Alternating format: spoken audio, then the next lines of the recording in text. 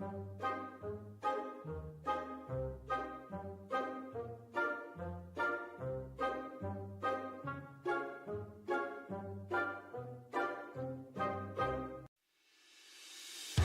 Douglas Bartholomew, Reginald Esquire the fourth, and Sir Chauncey Van Snuffles the third. Welcome to you, dear viewer, to the lab. When Daddy Mukluk sweats. It's not gross. It's beautiful. Look at that shimmer. What if I just moonwalk my way out of here? And the ghost is like, wait, stop, you're supposed to look at me. And I'm like, nope, here's my butt.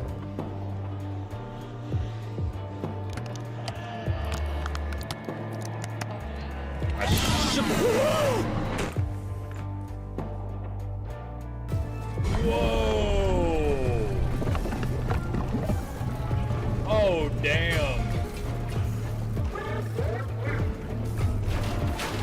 Oh my God! I thought the door was gonna open on the other side. Okay. Hey, get ba weeb grana weeb ninibon. Ba weeb grana weeb ninibon. Get back on the pier, That's what I thought. She temporarily blinded me! What do you mean temporarily? It's you blind forever!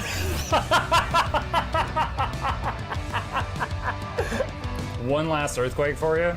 If it hits the west side, I quit.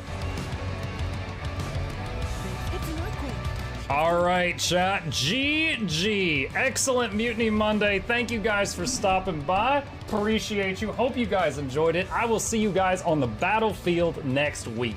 How do I jump? Hit the space bar. How do I dodge? Hit V. Who's Bram? Satan. What should I play? Not Guardian. What's the Char newbie zone? Chalice of Tears. Dodging?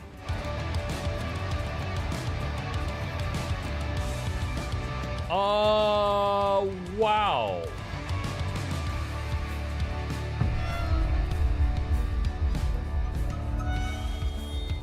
Hey kids, wanna see a dead body?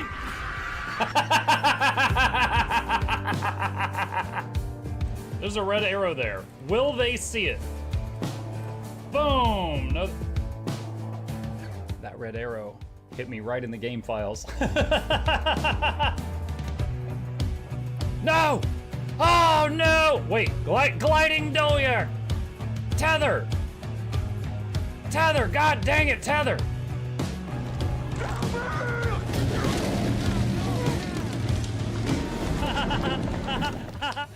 He makes funny noises. Butter. I hate the timing of that.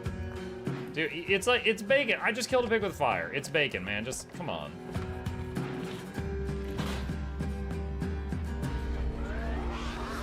The monkey drop. Are you serious?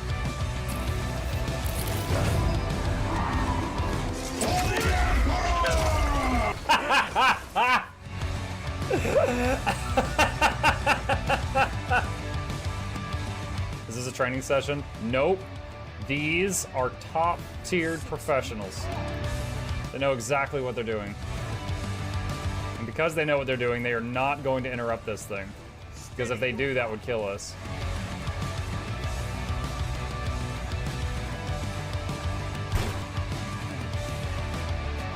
Please take a seat. But you'll only need...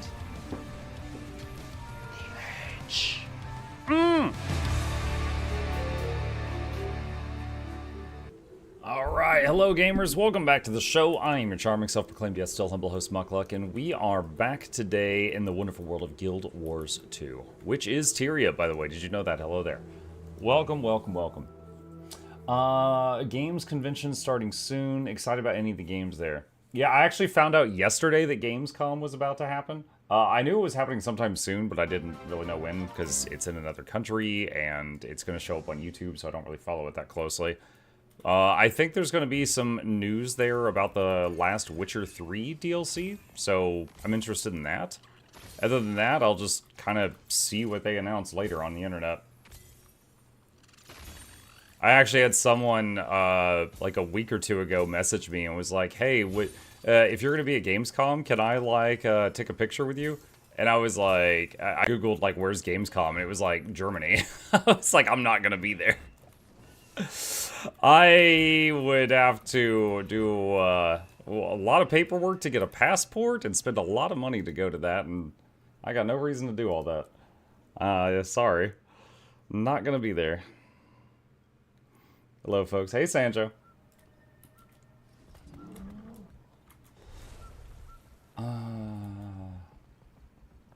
Jaya Ballad, thank you for the prime. Appreciate that. Come on, Muck, think of the schnitzel. The schnitzel. Yeah, I went to PAX West last year. That was the first time I ever went to a convention, and it was kind of fun, but not worth the thousands of dollars I spent to go out there. Like, I doubt I'll ever do that again, unless I have, like, business there and someone else is footing the bill. You gotta expand and promote your brand, Muck. I'm sure there's a flood of streamers at Gamescom. I don't know that I would stand out from the crowd there. Do it for the Bratwurst. Gamescom? Yeah, Gamescom. Do you think Guild Wars 3 will have any showing? I truly do not know. They haven't publicly announced anything that I'm aware of that, that they're doing at Gamescom. I don't know if they're showing anything there.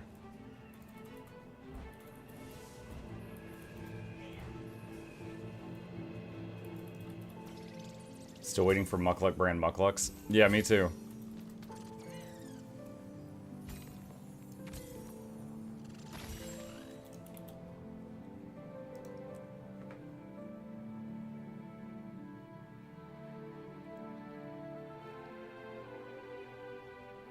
Did you promote your brand at PAX?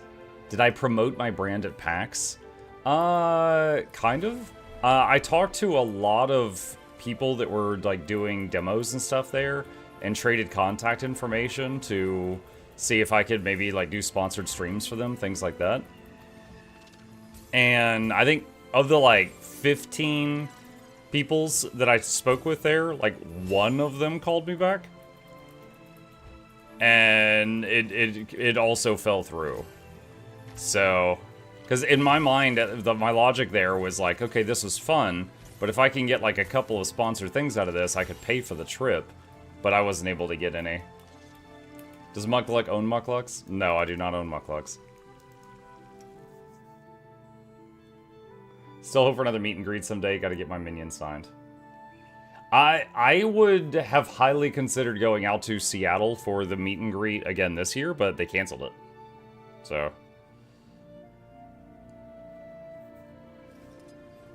You're a good influence, Muck. I've been playing War v World more lately, and it's getting easier to not take it personally when I get smushed.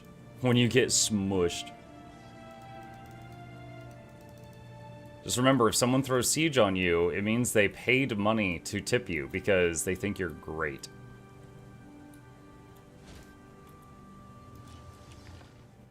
Maybe they canceled it because you're not going out?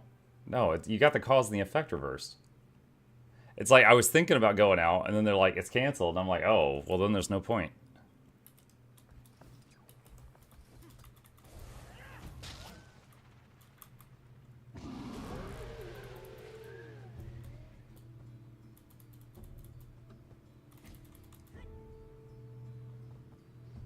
Easiest way to expand the brand is multi-post, TikTok, Instagram, Facebook, YouTube Shorts, anything to promote yourself. Anytime I can think of something good to post, I usually post it onto the Facebook page and also Twitter and also Blue Sky. Also, I recently got approved on Spotify, and we've been working on uploading our most popular videos to Spotify. And I don't really know how the algorithm works on Spotify, because most of them still have like 0 views, 0 listens, 0 views, things like that. So I was waiting until I got more of them on there before I started like, letting my current community know. But my current community already knows they can find all this stuff on YouTube, so I don't know that that's going to help much. Spotify's videos now? Yeah. Yeah, they do. They reached out to a bunch of creators, myself included, and they basically said, we'll monetize you immediately if you put stuff on our platform. So I was like, alright. So if you Let's see. Is it on the link tree yet? One sec. Let me do that. Okay, so this is my link tree right here. Yeah, Spotify, click that. Let's see if this works. Yeah, there I am. So there's that. If any of you are interested, that's me on Spotify. If any of you routinely use Spotify. But I've been working, because, I've got thousands of videos, so we're going from, like, most popular and then going down. We're working on moving that stuff over. Okay, let's see. We finished that. Check the converter.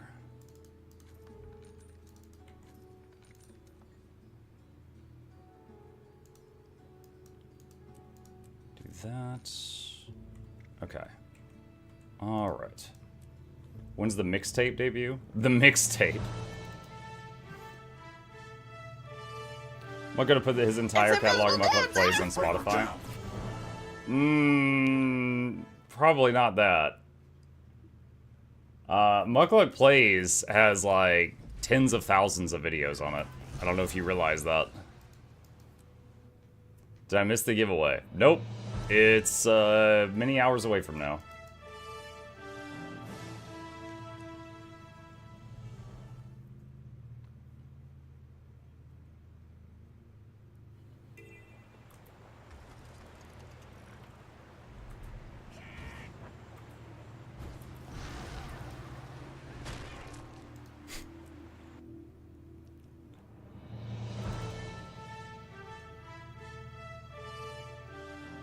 Giveaway? Yeah, I do giveaways each Tuesday night. Now, right now it's Tuesday morning for me, so it's like 8 hours later. We got a while to go.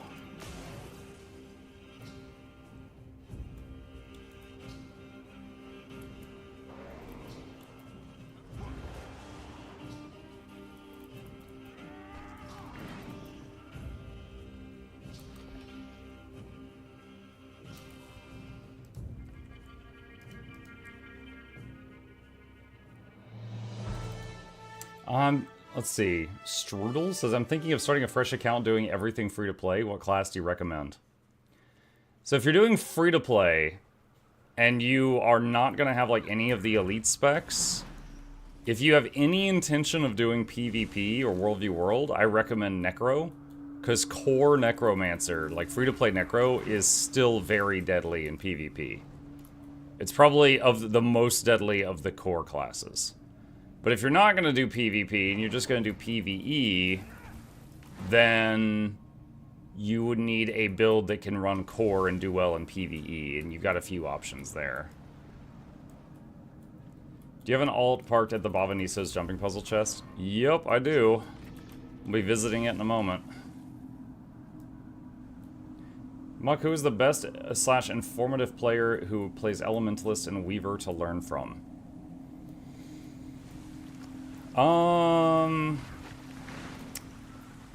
The folks that do the guides on Guild Gen play everything, so guildgen.com has some.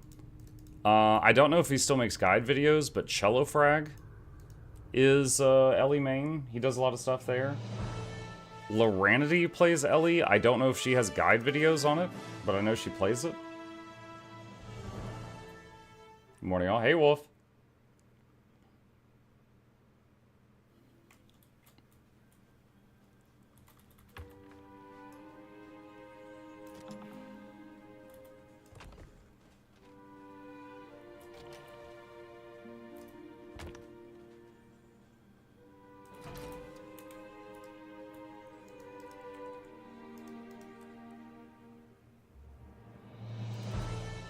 I just finished Vision with your guide, and I gotta say that was way too much work for a trinket. Anyway, on to Coalescence. Maybe that one is less annoying. Coalescence being the raid ring. Coalescence has some solo steps that you can knock out whenever you want, but the raiding part, I'd say the toughest part of the raiding part is just finding the raid groups.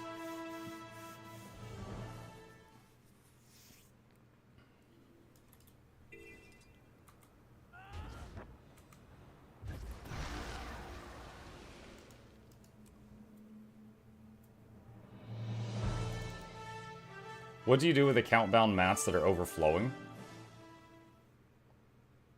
Can you give me an example?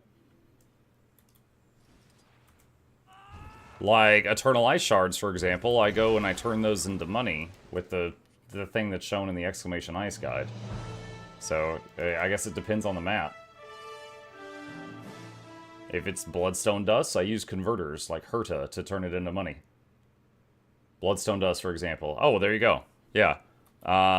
So, stuff like Bloodstone Dust, I use converters. If you do exclamation convert in the chat, a guide will come up on converters. And basically, like, each day I can turn between 1 to 2 stacks of Bloodstone Dust into cash. Alright, so this is the guy at the end of the jumping puzzle here. I got 155 loots from this jumping puzzle. So it's been like 4 months since I last took the money off of this guy. So let's move this over to my character with bigger bags and we'll process this stuff.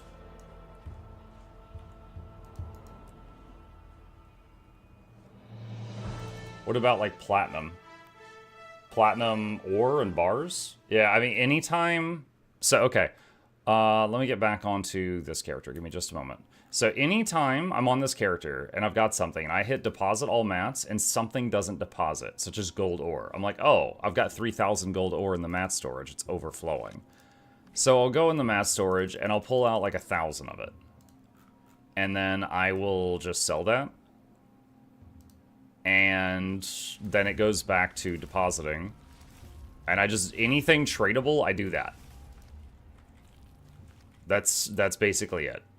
And on some days, you know, I'm like, oh, you know, I've got Elderwood logs overflowing, I've got these planks overflowing, I've got mithril overflowing, and then I'll get like 100 gold that day from selling like 1,000 of each of those. But yeah, that's basically it, because that way, anytime I need something, I probably have at least 2,000 of that thing in the material storage. Hey, look, it's the Tree of Birds. How are you today? Hello, Bird Tree. On that note, Eternal Ice is overflowing, so we're gonna go to Eye of the North.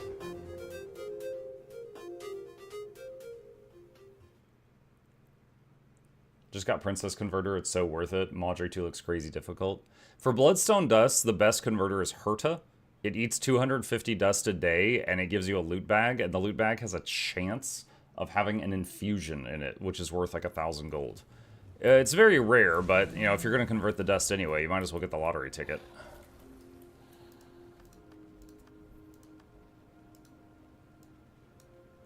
Alright, 40 of those. Nom nom nom nom nom. Okay. Are defense seals still the best ice conversion? Defense seals or living, or what is it? The Living World Season 4 stuff to get volatile magic are both good.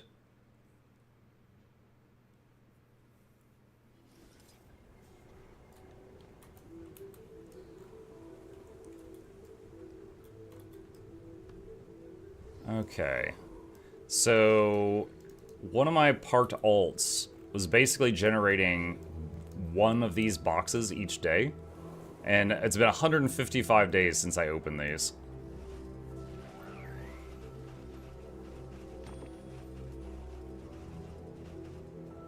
Oh boy. Alright, so we got a lot of yellows and oranges here. Got a full stack of Imperial Fragments too. Okay, so... do I have anything worth a lot of money? Pile of recycled siege equipment. Yo, 25 gold. That was from Worldview World. Berserker's Amulet is almost 2 gold. Some Forward's prize packs.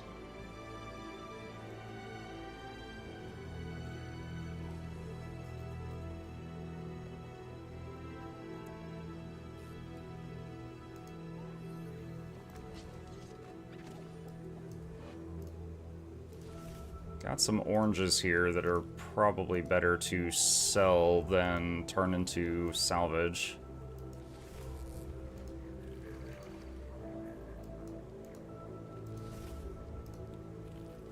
Man, those boxes gave me a lot of oranges.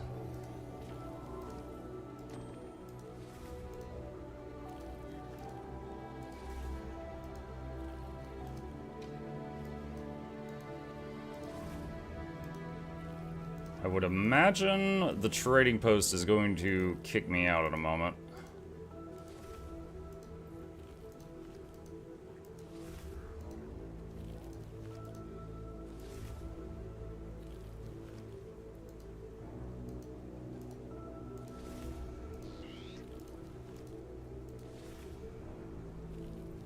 Okay. Where is the yellow unidentified? So we're gonna put those up here for a moment. And then salvage all of these.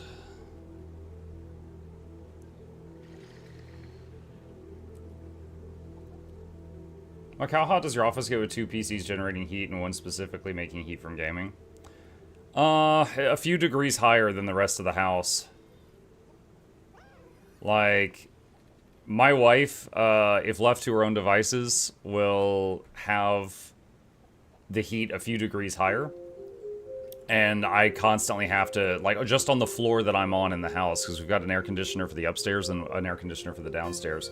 So the one for the downstairs, I have to keep it at, like, 76 degrees or lower, because in the office, that, you know, it can get up over 80 if it's higher than that.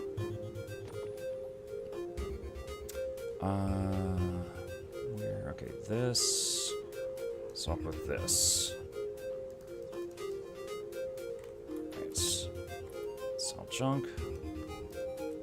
So I don't have the exact numbers, but I can tell you that this room gets a few degrees higher than anywhere else in the house, 100%. That is for sure.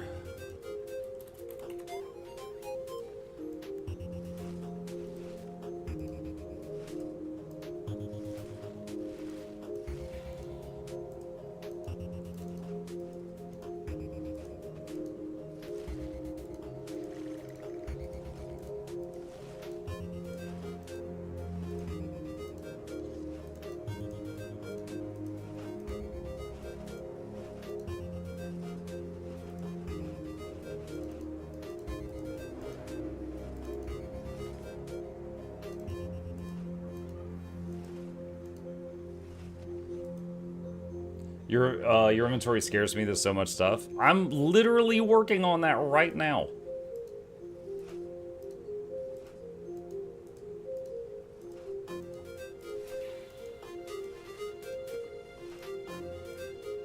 You get a lot of loot boxes in a World v. World, which is what I've mainly been playing lately.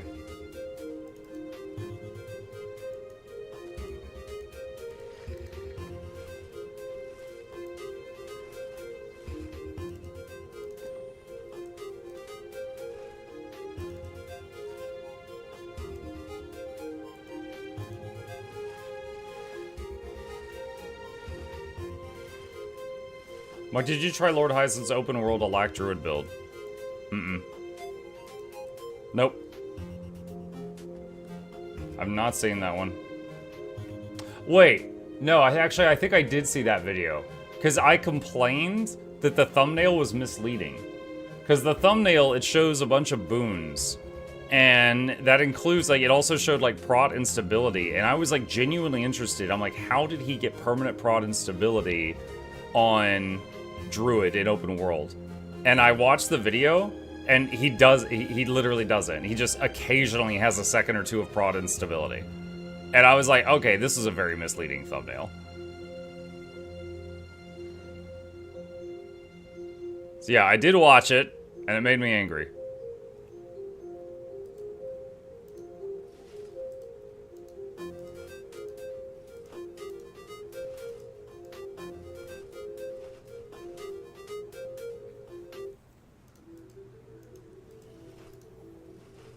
Lies on my internet? Well, not directly a lie. I don't know. Like, if you guys see a build guide for a class, and in the thumbnail it shows a bunch of boons, do you assume that that class can keep those boons up? Because I do, and maybe that's where I went wrong. But because usually if I see a build guide and there's a bunch of boons, like, listed on the thumbnail, I'm like, oh, this build is capable of keeping these up. Boon baiting? Yes.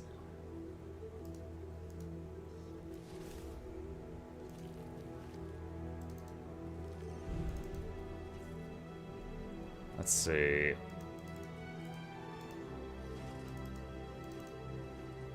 still gotta figure out what to put there. I got an ascended weapon box there.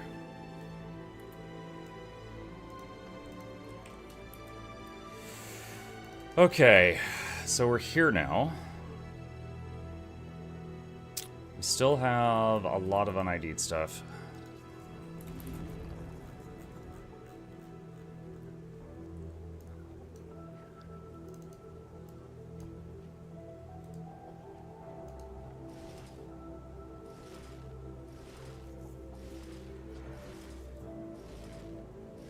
"100% of the time, no, especially if it's stability." Well, with Druid, the way that he was getting stability was when he would use Astral 5 for damage, but he was using it on cooldown. So although it had stability, it didn't even have stability on demand. It's just like while you're going through your rotation, there is a window of time where you have stability for a second. So it's just like, this is useless.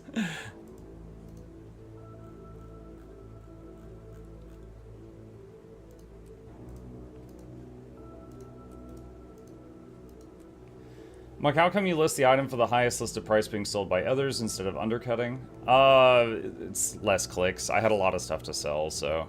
Like, I'm very patient, so I have no problem with waiting a bit longer. Mike, if you continue to play Darktide for 2 hours after stream ends, why don't you just continue streaming? I mean, it depends on the day. It depends on the day. Like... In theory, Windshark, because, like, most of my audience goes to bed around the time that I end the stream. Like, last night I stayed up an extra hour, but the viewership went down by about 100 for that last hour. Like, in theory, you could say that it hurts my metrics to do that. So, it just depends on the day and the vibe. What's this guy doing? This charge is like sheathing and unsheathing repeatedly. Dealing with chat is exhausting. I mean, I admit when I'm playing Darktide, I have to really lock in my focus, and even then it's sometimes not enough. So, when I'm doing that, I usually check chat, like, when I'm dead or in between rounds. Because there's, like, a lot going on in Darktide. Like, the audio cues in it, like, you'll hear a... And there's, like, a bomb guy running up behind you, and you gotta turn around and shove it away or you die instantly. So there's like a lot of audio cues like that that you have to be just like on edge for.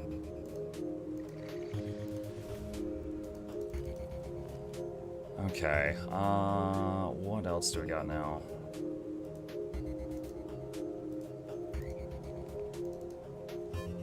I think I've already got everything in here.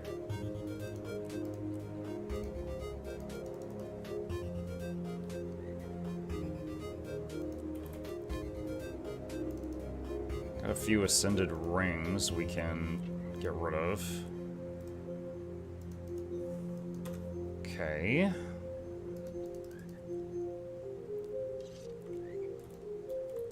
I enjoy high difficulty Darktide even if you don't engage with chat as much. I'm glad to hear it. I really enjoy it too.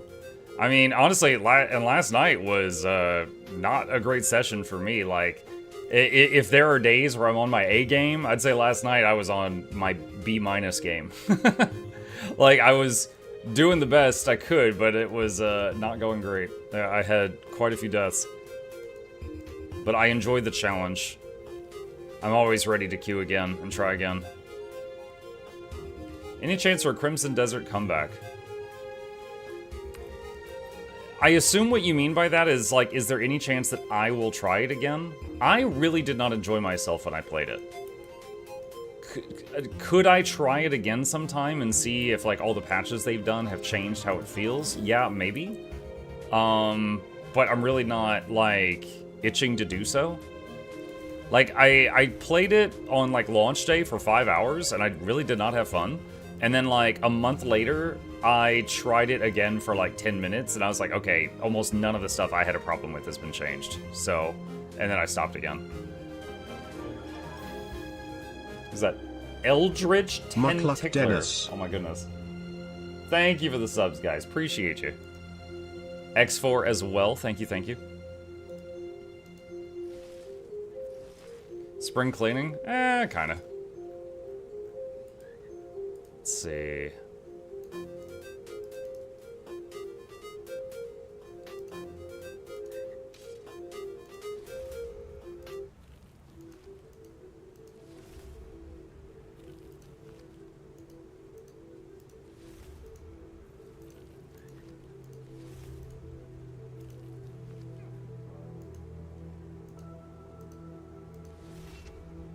Let's see, solid spirit focus. Alright. Salvage the yellows. Any reason you play on your PC when playing Guild Wars 2 instead of on GFN? The Windshark mods. gifted a tier 1 sub to Papa Nurgle's gifts. They have given 174 gift subs in the channel. Thank you. GFN is wonderful.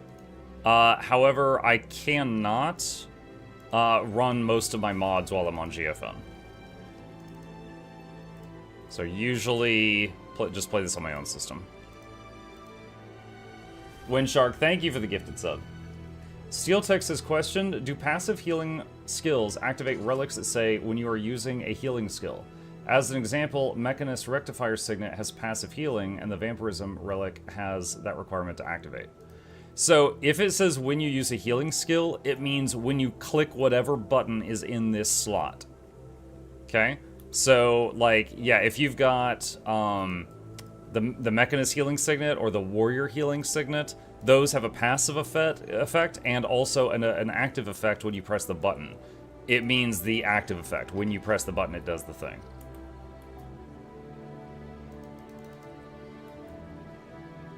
Let's see, Yasis armor. I don't think I need this one. Alright, branded masses is overflowing.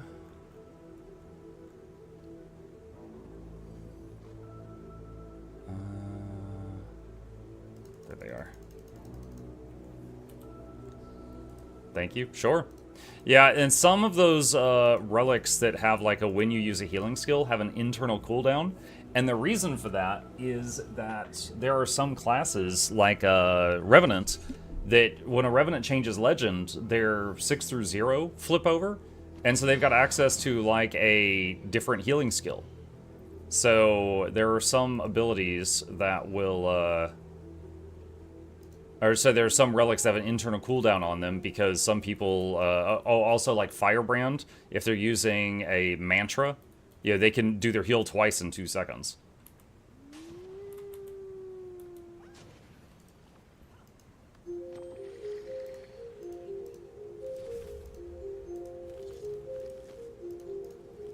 Okay, there's all that. What is this? Miss Harden lockbox keys. Oh boy, didn't see these.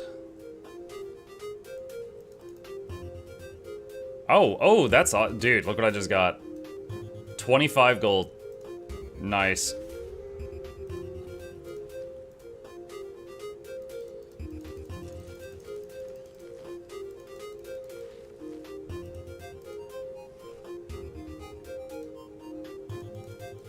Alright, let's consume all that.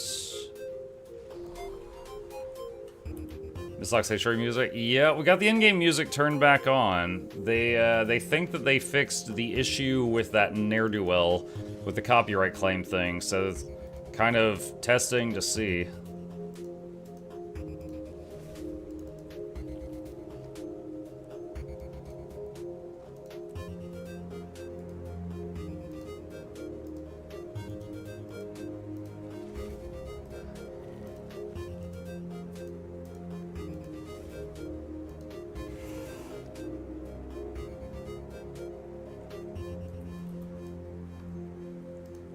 Go to the bank. Throw these Grandmaster marks in there. How'd they fix the degenerate who's copyright claiming everything? I can only kind of guess. Like, I am aware that their legal team was trying to find the person that was effectively pretending to be them. And, I'm not kept in the loop on that stuff, but I'm assuming they found them and put a stop to it. Because what they came back and told me was basically like, we think this has been handled, try it again and let us know. I was like, alright. So here we are. Yeah, they don't give me the full deets.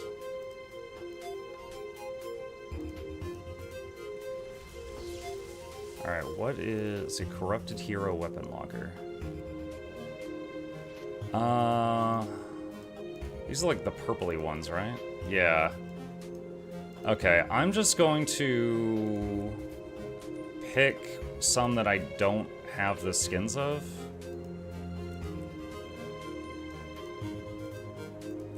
Okay, that gets rid of the weapon lockers. I don't think I can sell those. Yeah. Okay. So I have to manually salvage them.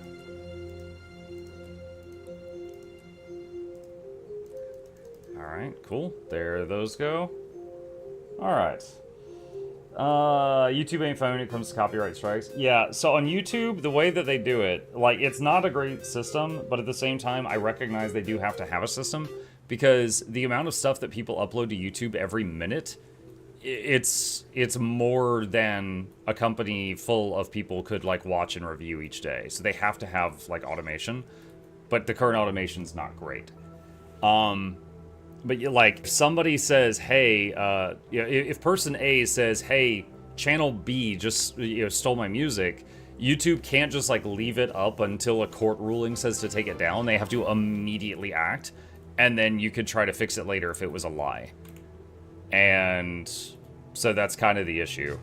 Is someone was basically pretending to be Guild Wars 2 and had like a bot set up that was claiming every video uploaded to YouTube that had those songs.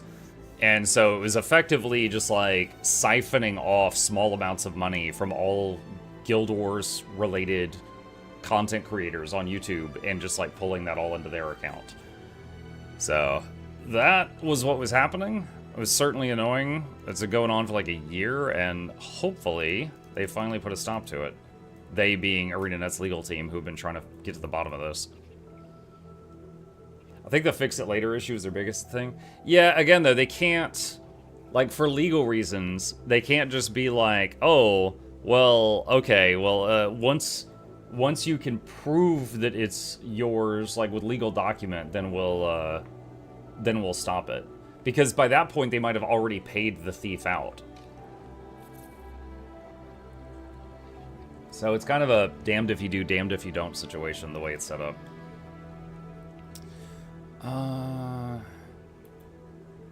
Let's see. Quartz is overflowing? Gee, I wonder how that happened. Now, quartz, I could just, Oh, wait, I should vendor this. Look at this. There is 15 million quartz in front of me. I should vendor this.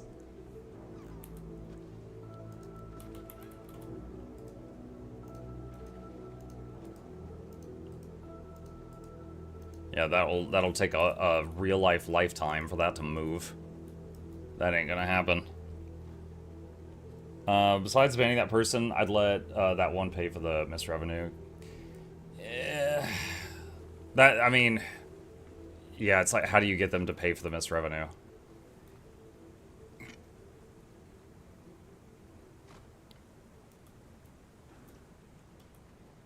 You don't charge the courts? No, I haven't bothered to do that in a long time. I did that for years, but I have not bothered to do that in quite some time.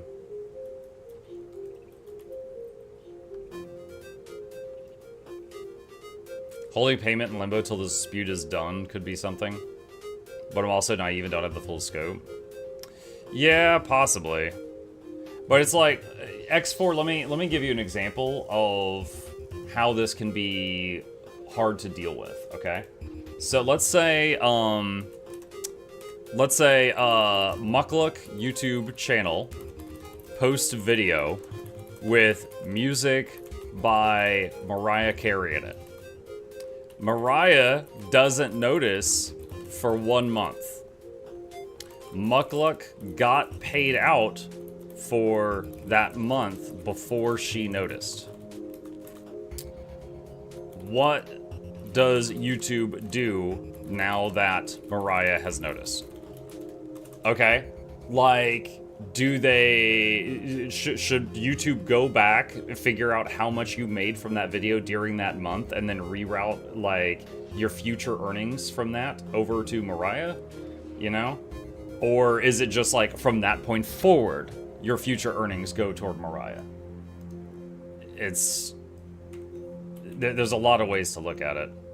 Plus, I mean, I would say one of my biggest beefs with the copyright system is like you could have a 6-hour-long video, like a VOD, and then during that VOD, someone sends me a meme to look at, and it has 10 seconds of Mariah Carey's All I Want for Christmas Is You, and the entire 6-hour VOD, that money goes to her now because of that 10 seconds. That's one of the things I got the biggest beef with. Like, if I could snap my fingers and magically change one thing about the system, it would be that. Recovered toolboxes. I can get most of this set now. Let's see. Axe, longbow, shortbow, dagger, focus, greatsword, hammer, mace, pistol, rifle, scepter, shield, spear, staff, sword, torch, warhorn. Nice! Yeah, I just got the whole set. And then we'll get some extra greatswords for the rest. It's gonna take a few clicks, but that's pretty cool.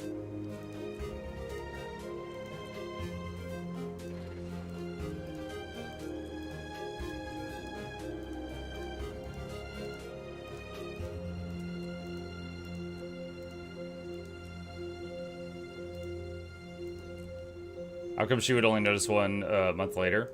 Well, in the Mariah example, she's got she's a big creator. She's got a team dedicated to that. But let's just say it was a smaller creator, and the smaller creator didn't notice that you stole their stuff for a month.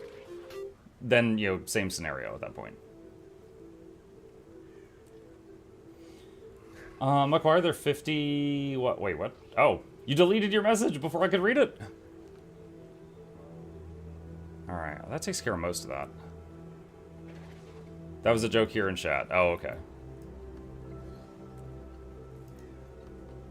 Why are there 50 sickle while axe, pickaxe are 100 each at the vendor? You know, that is weird, but the thing is like when you go up to something that you chop with an axe, you do 3 hits, and it uses 3 durability. When you go up to something you harvest, like a carrot, you do 1 hit, and it uses 1 durability. So technically, they shouldn't all be the same. Technically, the logging axe should have triple the durability of the sickle. But it's double. So I don't know.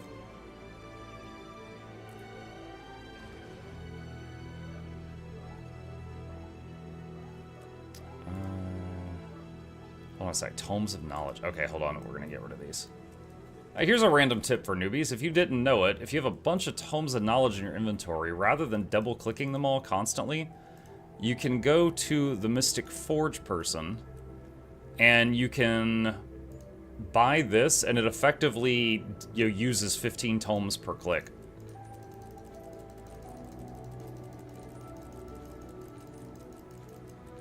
There we go. So see, they all got turned into spirit shards. Handy thing if you've got a whole bunch of them.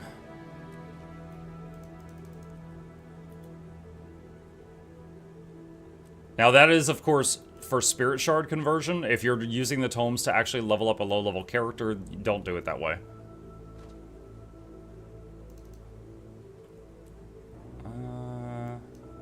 Let's get rid of that. Okay. Oh, we've got 370 inventory slots open. We got most of it. All right. Any good way to farm Blackline keys?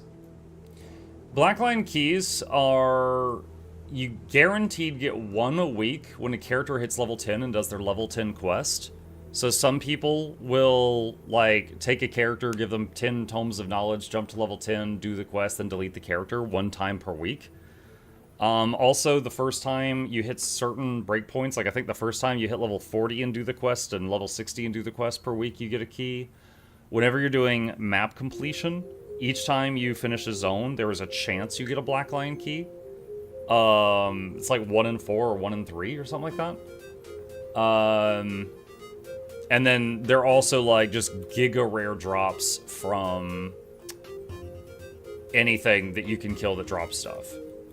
So farming it, I mean, there's a way to farm a couple of them each week, but beyond that, it's basically just like, you know, buy it with money.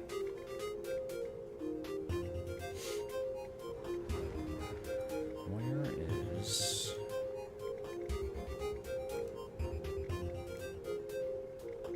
Harborstone, that's what I want. Can tomes be used for anything other than levels and spirit shards? Not off the top of my head. It's mostly what they're for. Rare drop from completing maps? Yeah, I said that. Guys, look at me! I'm so curvy! This is a den of refuge. Let's see...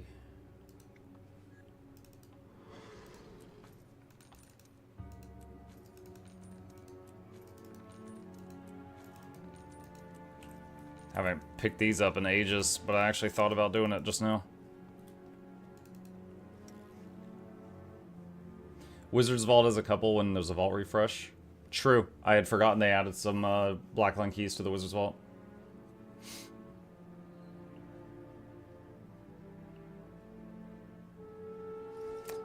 I wish Blackline keys were guaranteed drops from level 80 core map comp if the character was level 80.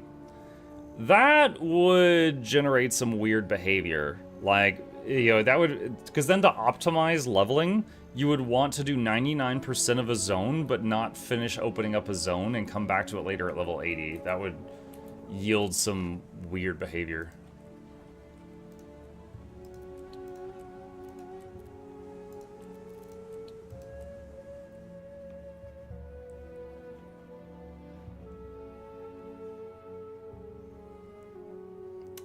Do you know if it's today that we will see new gameplay for Guild Wars 3? I do not know. I do not know, sorry. Let's see.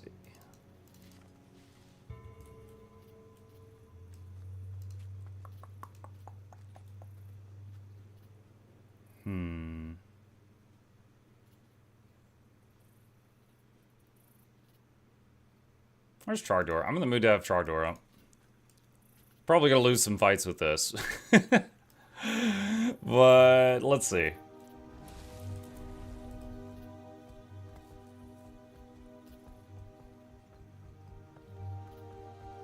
He said that like he knows. Oh, no. I lie to you guys all the time, but today's not special. I truly don't have any idea. Like, this whole thing with Gamescom and stuff, like... That is so... That's in another country from me, so I do not care. Or, let me rephrase. It's not that I don't care, it's that I don't follow that.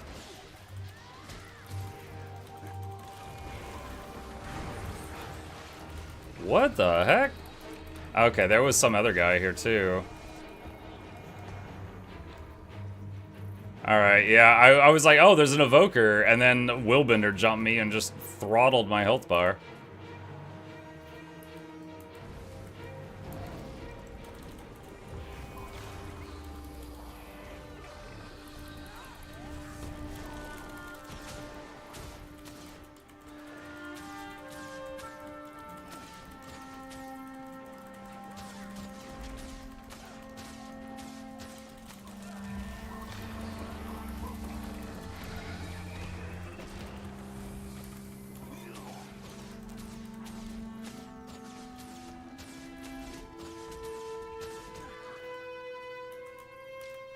Outnumbered, you don't say. Considering they're right outside of our spawn.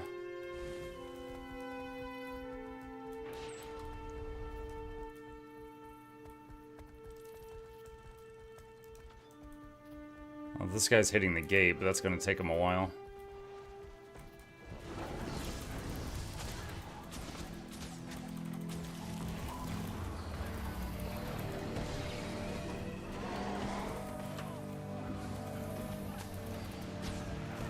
Rooted her. Let's see if she has any more Moby breaks. Nope, couldn't make it to the door. Nice. No, she's gonna misform. No.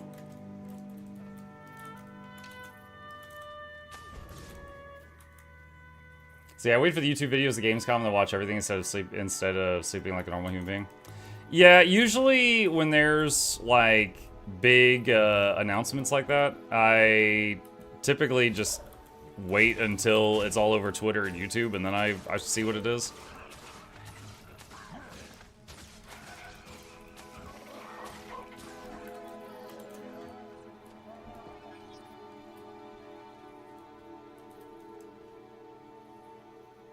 Mukluk PS10 is 1 PW.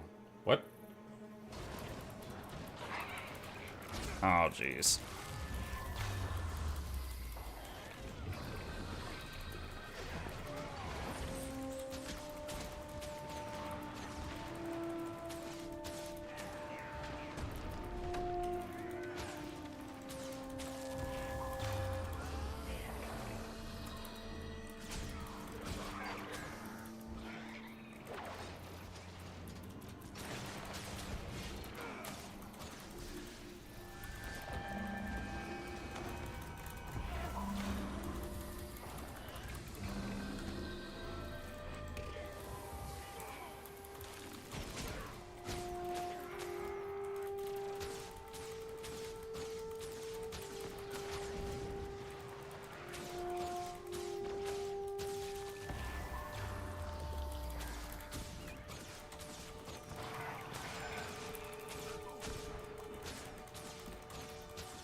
Jeez. Lot of flavor of the month jumping me in the last 2 minutes.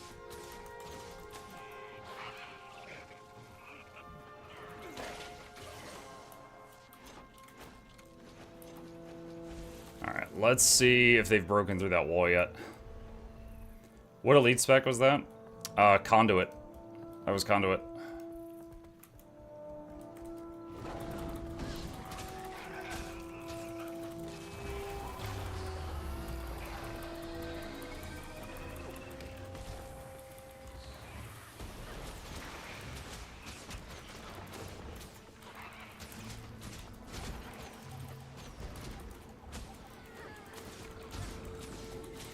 This might be a decent Weaver.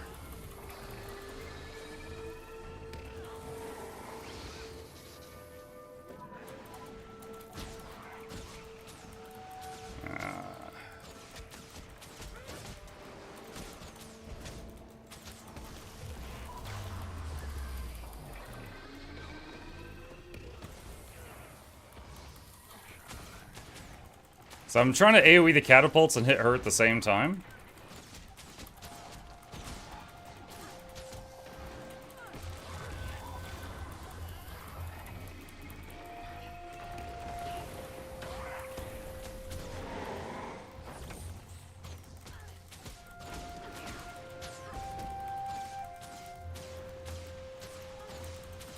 I'm honestly not sure if I can kill them. I run into Weavers very rarely in World v World, and usually the ones that are able to play it on run around solo are like demigods and they can't die. But most Weavers are not good because it's a very high skill capped class.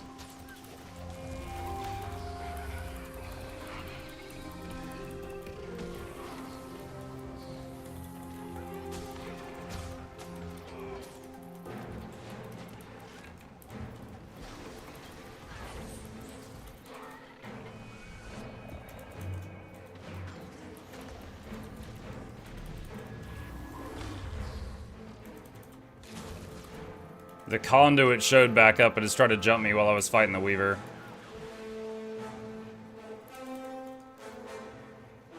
Could not handle both. Immobilized her. And they got it.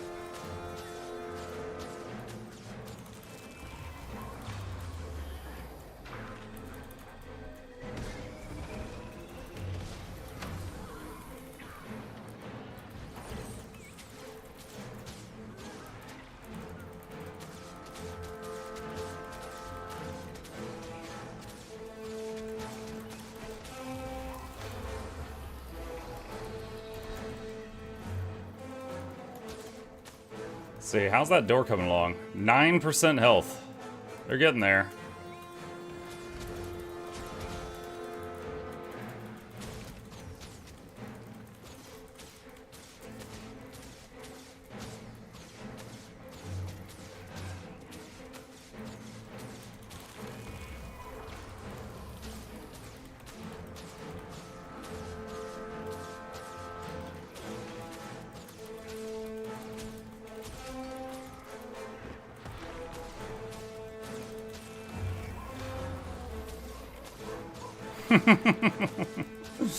Oh, it feels good to kill that guy again, because he just kept trying to jump me over and over. Feels good.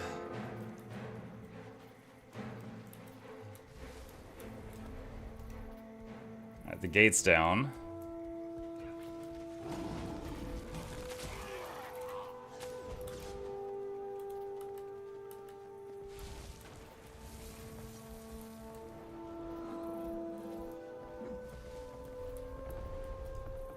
Can I ask, what is the currently best healer for raiding and strikes? There is no single best healer. I would say, like, every single raid and every single strike, you could run every single healer. Now, there are certain very specific fights where maybe one healer might be better than another. But there's no fight where it's like, oh, you can't bring a Spectre. Oh, you can't bring a Druid, or oh, you can't bring a Firebrand here. But there might be a fight where one has a small advantage over another.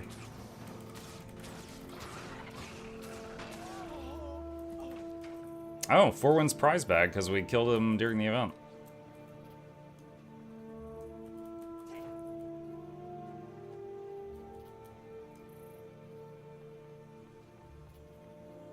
See, Muck, what you do is immobilize the Ellie when they are down. As you know, when they missed, they can't move, they are livid. I actually did not know that I don't know if you're joking or not, but if you're serious, I did not know that works while downstate. Because, like, for example, if you're mounted and you get immobilized, you will have the condition, but you're not immobilized. It doesn't stop you from moving. If it works on a downstate Ellie, I did not know that. I'll have to try to test that in the future if I get the chance to do so.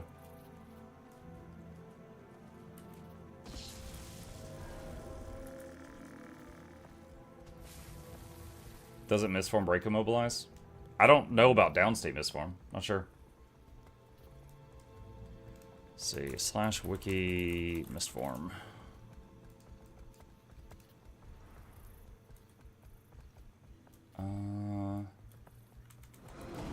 Alright, so the stun break misform is just a stun break. It doesn't break immobilize specifically. Let me see. Let me see if I can find the downstate bar.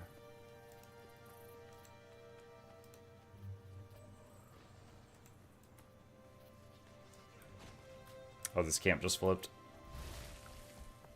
Well, can you equip all the radiant armor skins you have unlocked just to throw the enemies off like you did with the outfit for a while? Radiant armor? That's an odd request. Hang on a sec. Okay. Oh, it's called Vapor Form. So LE downstate's called Vapor Form. Assume a mobile vaporous form, returning to a downstate when the effect ends. Duration 3 seconds.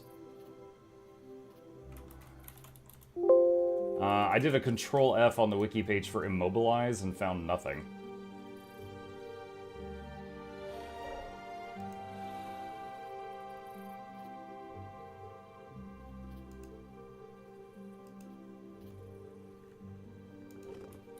So, I don't know.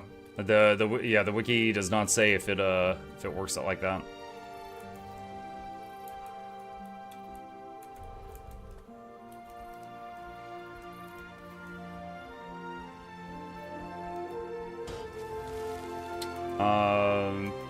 Hold on, I'm trying to reach chat.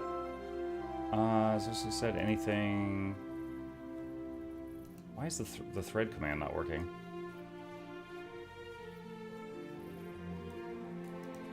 Hold on, do I need to reload my chat? What's going on? Sorry, hang on, like, I was trying to see what this person asked, but it's not pulling up the thread. Dude, will you F off? Anyway, hang on a second. Try to refresh it.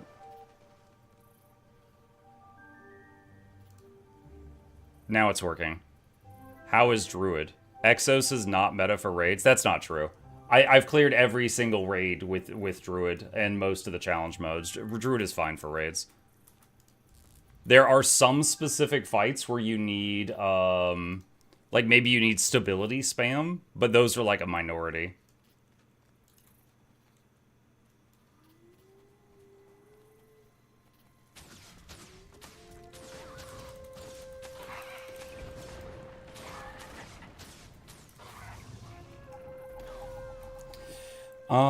I just don't like Mesmer, that's all. That's fine.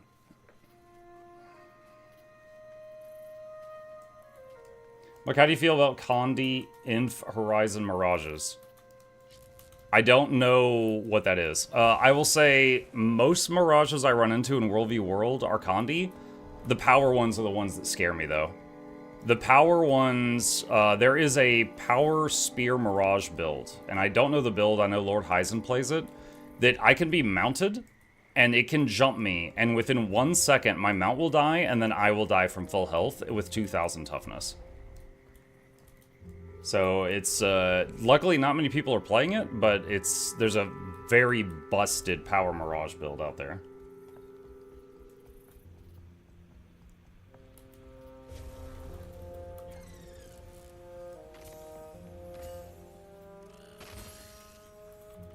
Didn't know you got political on stream. Wait, what? What did I say that was political?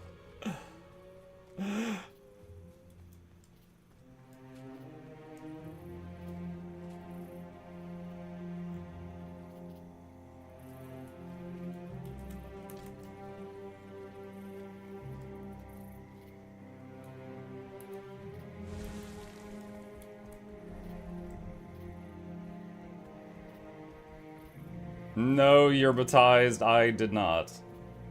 No.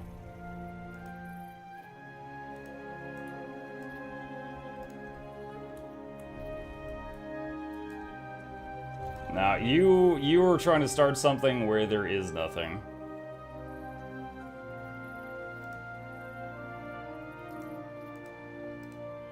Just gonna delete that.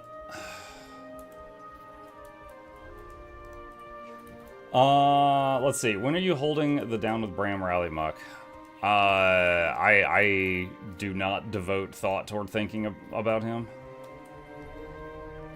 Muck, I'd like to get better in World v World. Would you consider it easy to switch from a PvE build or building a whole new level 80? So, okay.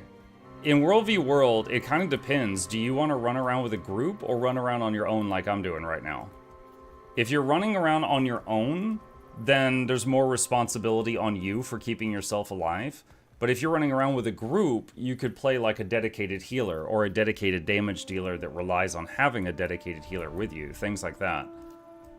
So it depends on how you want to play it.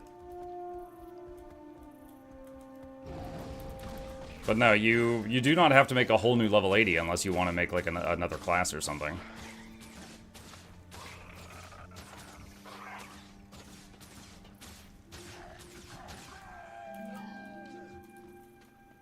I run around on my own. Okay, so in that case, you know, you want to make sure that you've got some condition cleanse, you've got some stun breaks, you got some mobility, yada yada yada, because you're taking care of yourself.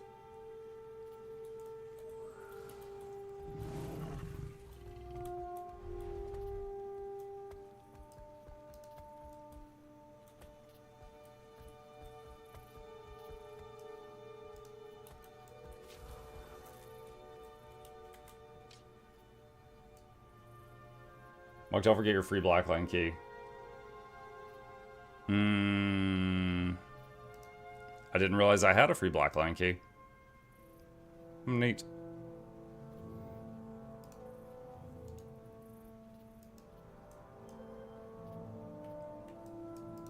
Hello? Hello, Greg.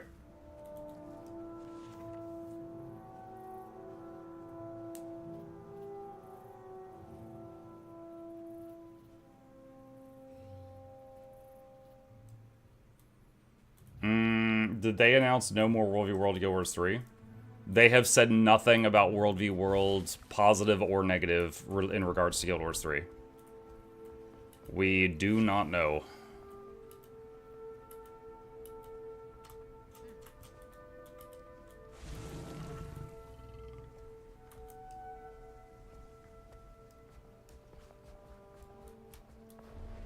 Mark, are you enjoying Mortal Shell 2? Yeah. Yeah, I'm only a few hours into it. I'm going to be back on it tomorrow morning. But yeah, it's been fun so far. Some tough fights. Feels good when you take them down. Things like that.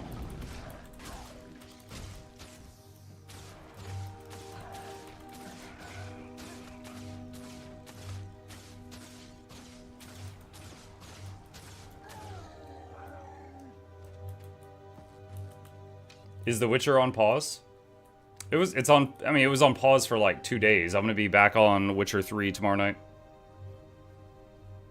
But we had, you know, Guild Wars Tuesday, we had, I did multiplayer Monday instead of Mutiny Monday yesterday, but yeah, we'll be back on into it. Like, the Witcher playthrough has got like weeks remaining. So, you know, occasionally I'll take like a day off to just reset.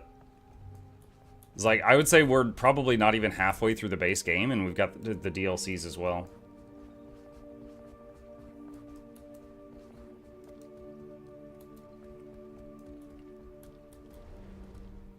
I made a hunter in your honor, ranger. I got hooked on Soul Beast, but want to do a Condi build. Any insight on what skills or sub-weapons I should bring?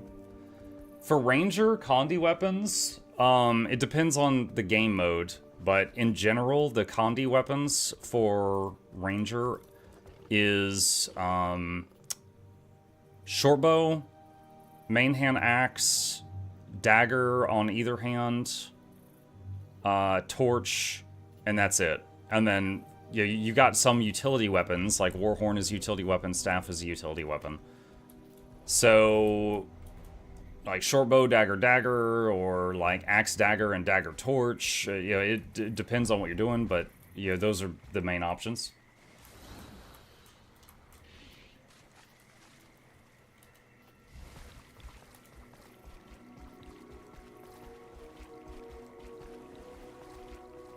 Is that Wyvern from Heart of Thorns? Yeah.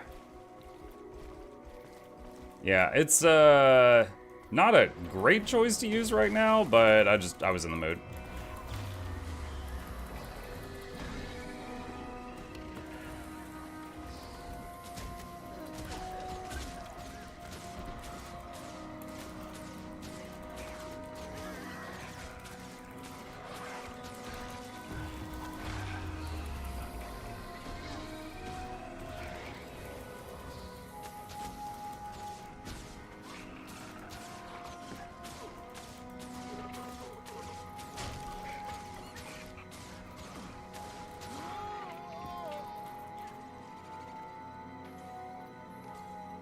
I'm returning after 10 years. Is Reaper still good?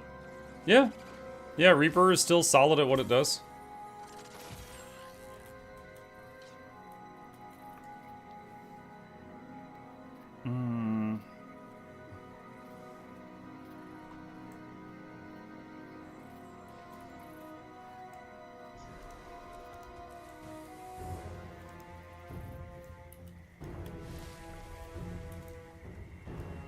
I used the free Blackline key, I got an item worth 1 gold, and that's it.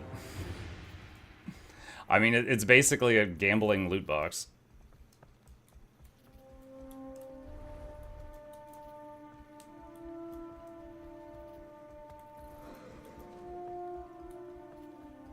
Oh my god, where's Warframe? What's up, Red? I'm currently on break from Warframe. I'm still working on the edited YouTube videos, but I would say, like, of all the time I've spent in Warframe, like, less than half of that time I've turned into edited videos so far, so I've got a lot of material to work through. But currently on break from it. I got to a point where I felt like there was nothing I wanted to work toward, so I was kind of bored, so stepped away. Don't say thankfully. Don't mind Blue, she's very much a pessimist with Warframe.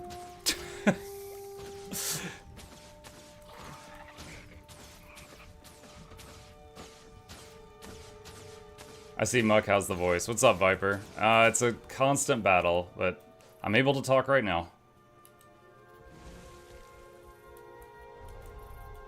Muck, what do you enjoy most about World v. World? I tried getting into it, but I can't. I just played for a while for the gift of battle. Okay, so I've got 10,000 hours in Guild Wars 2, alright? Every PvE, raid, dungeon, strike, fractal, world boss, I've done dozens, if not hundreds of times, okay? There's like, it's just script. I can go to any PvE thing, it's a script, I know exactly what's gonna happen, and I'm bored of those things, right?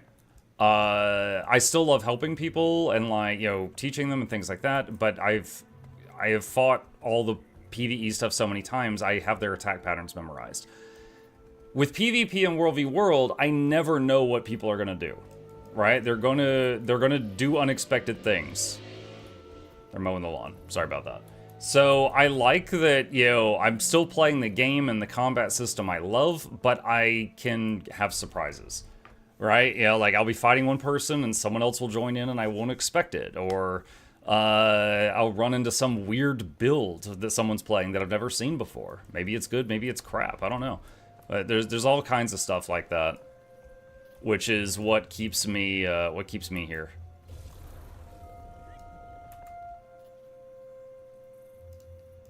So basically, just World v. World and PvP has surprises for me.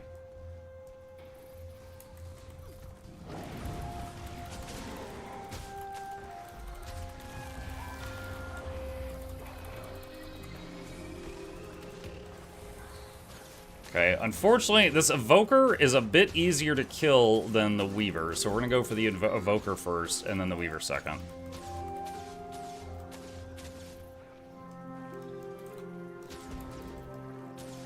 I revived the Supervisor so they couldn't cap. Stunned her. Nice.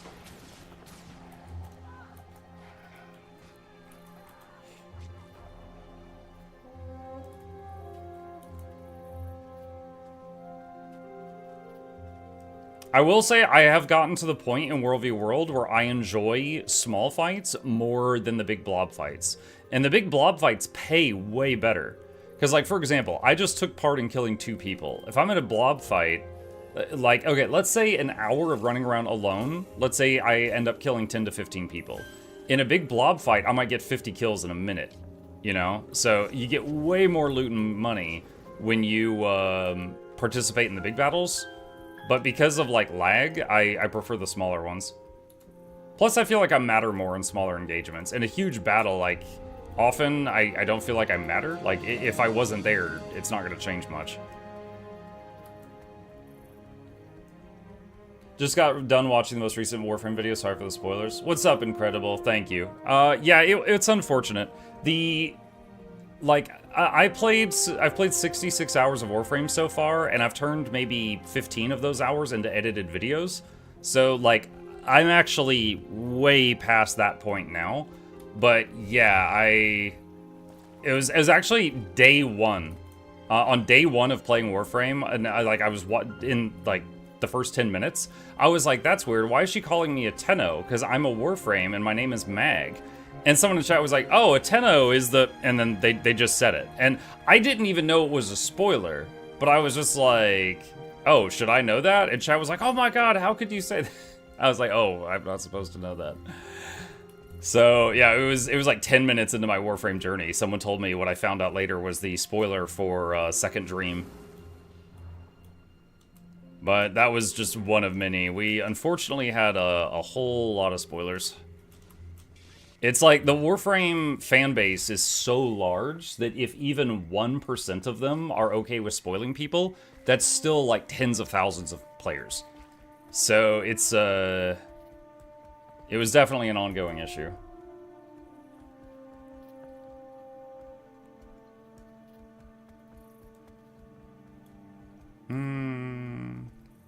Has Jinxie been here today? Jinxie? I haven't seen Jinxie today. Jinxie was here like a day or two ago. When the game launched, not even the devs knew? Yeah.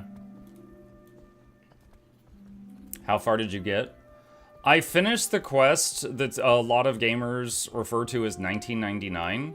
It's like you go back in time to that year.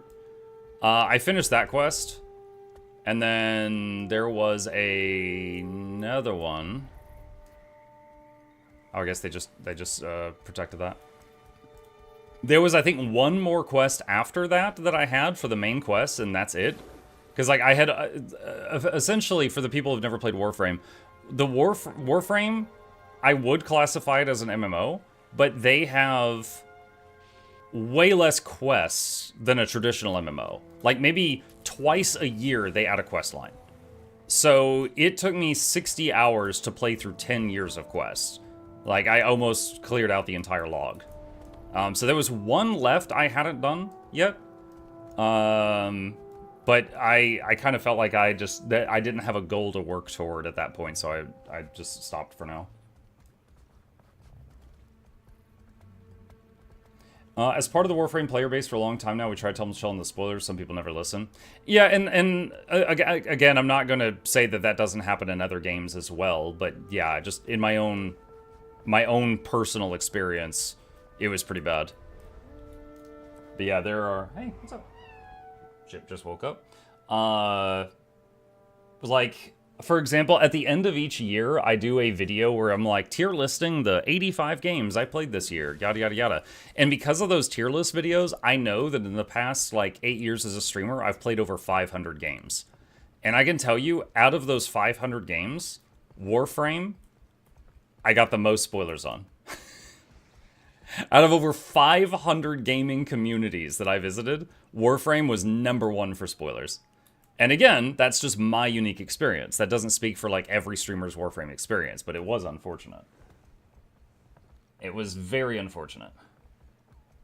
Just petting the cat. He's running around my chair.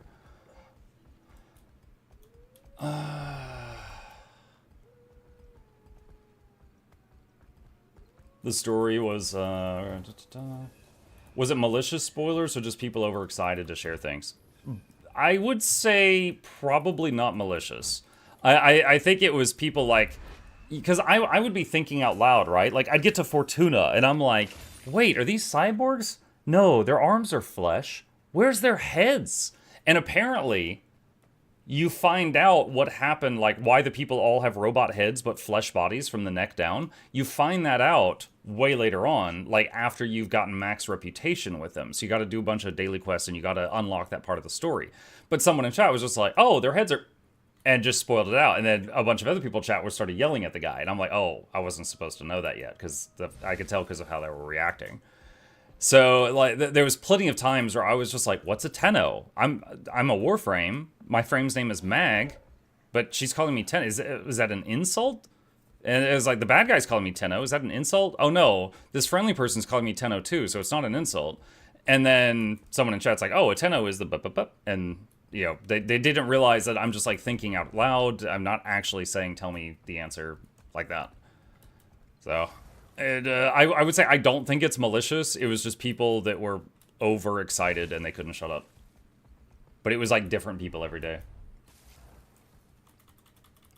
Muck, I got a question on Condi Alacrity Scourge. Does the build still work after the changes to the Manifest Shades cooldown? The build does still work. I know it does because I've grouped with some. I haven't played it in a while, so I couldn't tell you if you need to change any traits or anything. I would say you go to like Snow Crows or Guild Gen or Meta Battle and look at the builds there and see if they are in agreement on that. But I can tell you it still works. Did you try Soulframe? I did. Before Warframe, actually. So I like fantasy games like Swords and Magic. That's like my favorite genre. So funny enough, Warframe wasn't even in that. Like, Warframe is more sci-fi. But I tried Soulframe first, and I played like 5 hours of it, and I really didn't like it. Now, granted, that was like alpha, right? Like, that was a very early build of the game. They got tons of time to continue cooking, but I would say just for the day that I played it, I did not have fun. It was a mess. So, yeah, I might try it again later on when they're done cooking all their ideas, but just the early build I played, I didn't enjoy it. What did you not like? It's been a while since I played it. What were my complaints on that? Like, legitimately, it's been a while. Okay, here's an example. In 5 hours of playing it, I looted everything I could. You know, I beat monsters, I looted them, I picked herbs, I mined ore. In 5 hours of playing, I didn't get a single piece of equipment upgrade. Didn't get a single new weapon to try out beyond the weapon I started with. And, like, I could have not had an inventory in the game, and the first 5 hours would not have been any different. Okay? Like, I'm an MMO player, right? So I'm used to like, oh, I got a new belt. I'm going to replace my belt. Oh, I got a sword. I can try out sword skills now. Oh, I got a staff. What does the staff do? Oh, I got a new helmet. I'm going to swap out my helmet. Like, I could have not had an inventory, and 5 hours of Soulframe would not have been any different. And a part of that is like, I never got to try out another weapon. You start out with a weapon when you make your character, and I never got to try out a new one in 5 hours. Like, I got I think it was like a schematic for a dagger, and it took 24 hours to craft, so I'd have to come back the next day to use the dagger. So it was kind of like, you know how you like build a warframe and you come back the next day, like that kind of thing. So that was one of my complaints. I think another one I had was I like couldn't figure out where to go. It was like I'd go one way and I'm like, oh, well, these monsters are level like 20. I'm getting killed. Go another way. Oh, these monsters level 30. I'm not supposed to be here. And it's like there was no direction, but at the same time, the world was way higher level than you in some areas, so you didn't truly have freedom either. Like, Elden Ring doesn't tell you where to go, but if you're good enough at dodging, you can go any direction you want. Soulframe, it doesn't tell you where to go, but anytime you went the wrong way, you'd get one shot. So it's just like, okay, if you're gonna have, like, leveled zones, just tell me which region I'm allowed to be in, kind of thing.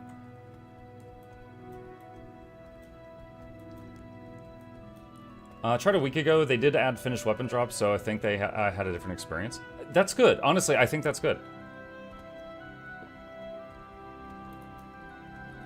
Like, to be clear, I'm not praying that the game does poorly or anything. I'm just saying that when I tried it, it was not a good time. And if they fix it, that's a good thing.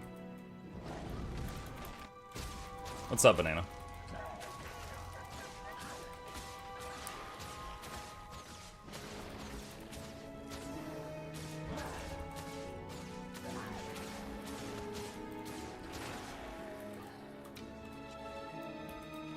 You know what? For the Warframe people that were asking me questions in the chat because they edited a video, I'll give you just I'll say something super nice about it. Do you know the quest? There's a quest, I forget the name of it, but it was focused on the railjack, and I had to like go into a pocket dimension type thing, and there was a ship that had been trapped in there for 100 years, kind of like, you know, just like out of time. And we get there, and there was like there was half of a Warframe, and it like almost looked like a haunted coat, and that was my favorite quest. Like the climax of the quest was like it's one of the only quests where the story was not obtuse, and I was able to understand the whole story just from one playthrough. And you take control of this like frame, this haunted, spooky frame, because you're just playing like half of one. And like there's a scene where like enemies are like coming at you from all ends, and you're playing this thing and you're like knocking them down, and this woman starts singing, and it is so good. Like it was like I was in a music video, and honestly loved it. Absolutely loved it. Like when I get to that portion of the edited videos, I look forward to just gushing about it. That was my favorite quest, hands down. Like there was some other quests where people told me, "Oh, you're gonna love this," and it honestly just didn't land with me. That one, I loved that one.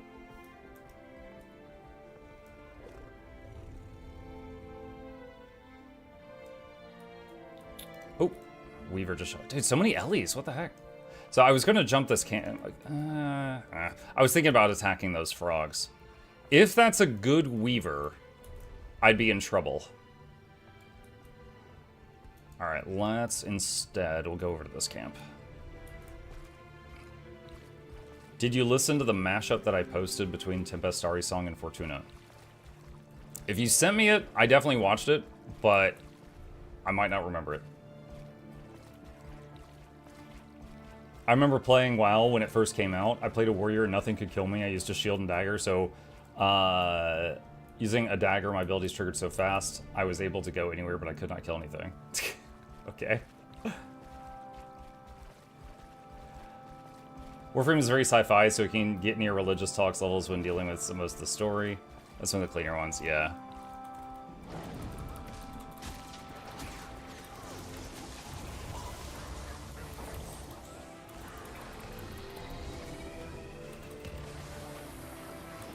Wait, what? Oh my god! Did I just steal that? I did! Chad, that thing, oh my god. He had that camp, 90% capped, to change it from green to blue. And when he was fighting me, he stepped out of the circle and I got the final tick and it changed to red. This is only the second time I've ever seen that happen. Because the World v World camps are not coded for a three-way battle, they're coded for is it capped or is it not. So even though he did 90% of the camp, I got the last tick. This is only the second time I've been like a part of that.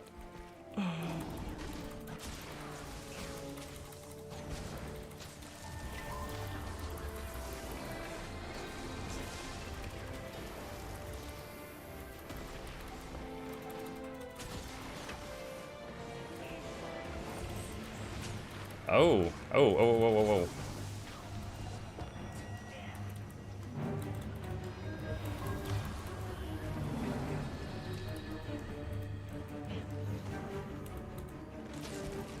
There's a lot more people showing up.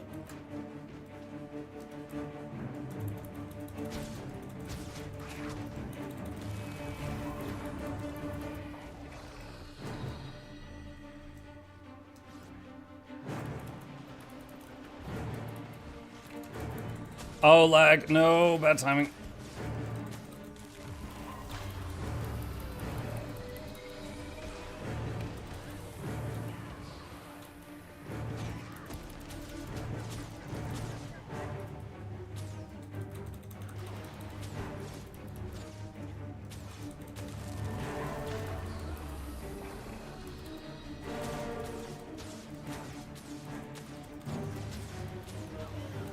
Oh wow, he just reflected my arrows.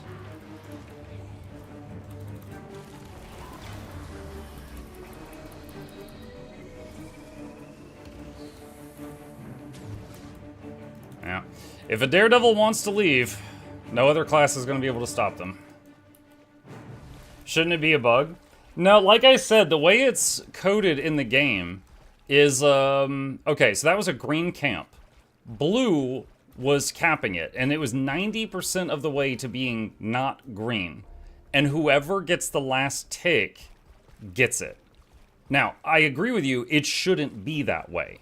It should not be that way. It should be that if it's 90% green, red should have to decap that 90%, then cap it for red from 0 to 100. That's how I believe it should be.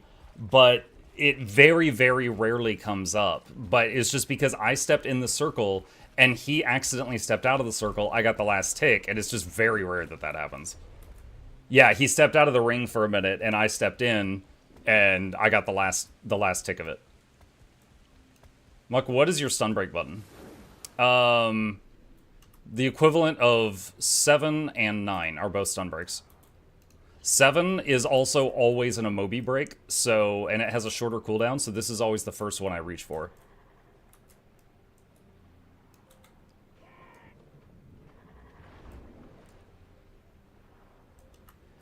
Hey Mark, hope Tuesday's treating you well. Yeah, I'm good. What's up? I've been looking for when to return to Guild Wars 2. I don't really care too much about the new story. Instead, I'm more interested in the new ore map on the core game. Is this something we have a rough timescale on?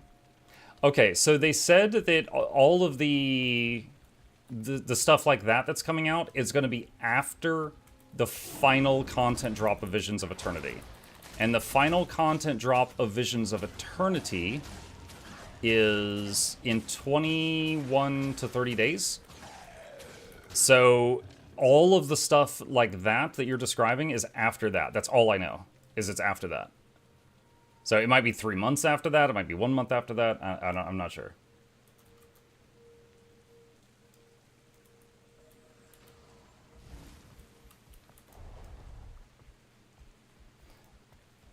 Since he walked out of the circle himself, I'd be embarrassed. Yeah, I have a lot of immobilizes in this build. I don't have knockbacks. So it was just that, like, he was running around and he just took a step out and I happened to take a step in, and that happened before I even realized what happened there. What is this? Core Guardian. Don't see that much in here. Alright, let's see what he's got.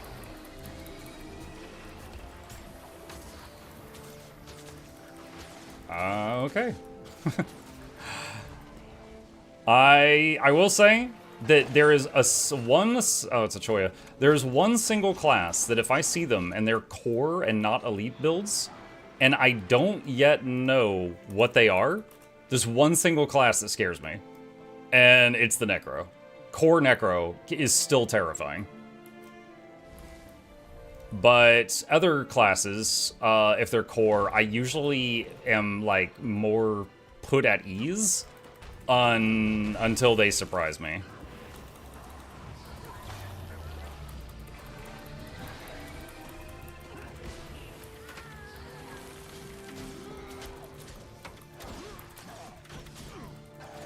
Like, I would say Core Thief sometimes surprises me, but by default, I'm like, oh, at least it's not a Daredevil, or at least it's not a Spectre.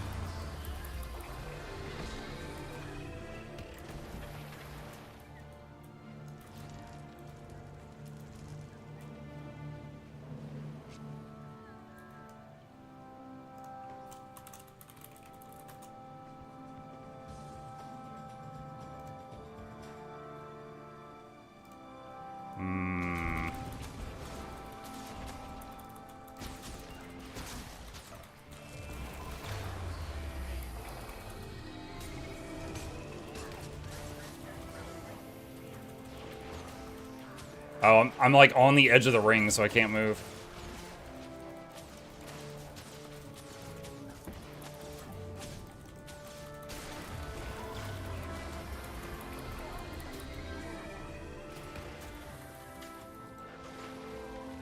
Now, when I leave Astral Form, it puts me in stealth for 2 seconds, so I actually lost 2 ticks of this, and now it's going up again. The Choya's dancing on him. I made Necro, but as soon as I hit 80, I went to Scourge and Reaper. I haven't played Core in years. Now, Scourge and Reaper are also scary for sure, but I'm just saying that a Core Necro is capable, if they are in the right build, they can kick my butt. Now, they might not all be that build, but I'm just saying there is a Core Necro build that is very scary to fight against. Muck Hubby just hit me with some perspective on the Warframe thing. He said it could be worse. He could play Call of Duty. You know what? It could be worse. Oh, wow.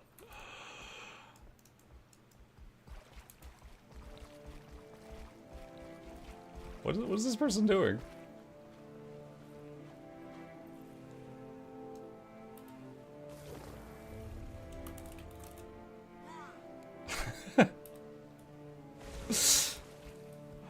How would a roaming build for Luminary go? Oh, there's some good ones. Okay, Luminary is one of those classes that's flexible.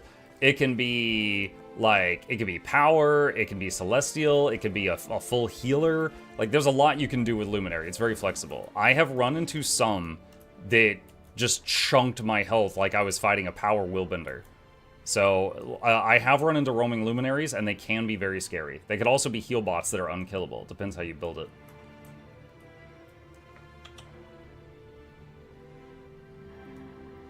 I didn't hear anything about new ore map.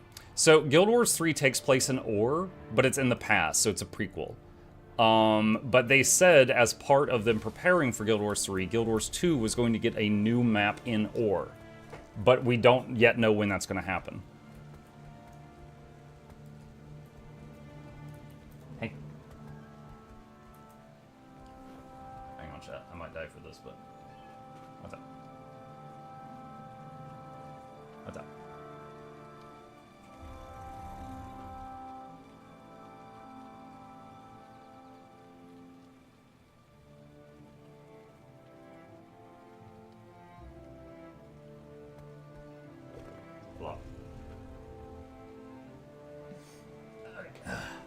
Had to give him some attention. He just woke up.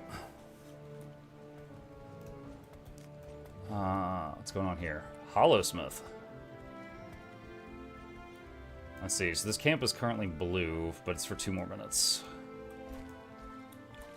I have a question about Guild Wars 2. If you suggest a character that plays very easy and easy to learn, which characters do you suggest?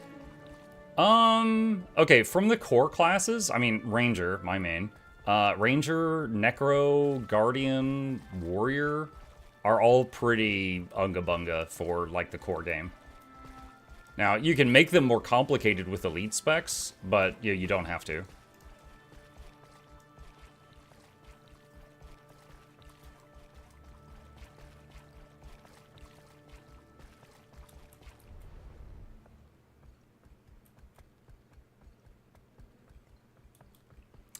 Let's see. Gamer said, Condi Druid's really stabby and fun. I gotta say, I use a mix of the build you showed, but rely on shortbow for middle rangers so I don't get melted into high-intensity boss encounters. I know it's nothing related to what you're saying. I just saw you were live and I never watched you before, but I subbed because of the info. Guild Wars 2 content's great and appreciate it. Oh, thank you, GamerTunes. I appreciate the kind words. Yeah, Condi Druid is a very solid build in all game modes. It's played a little differently in each mode, though. Like, I'm playing it in World v World right now, so this was not the same way you would play it versus, like, a raid boss.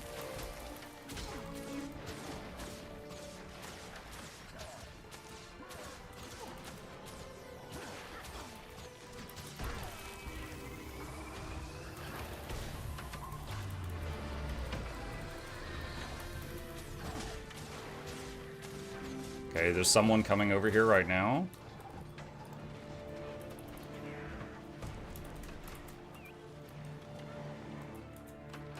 So, I rooted them, and they appear to be stuck.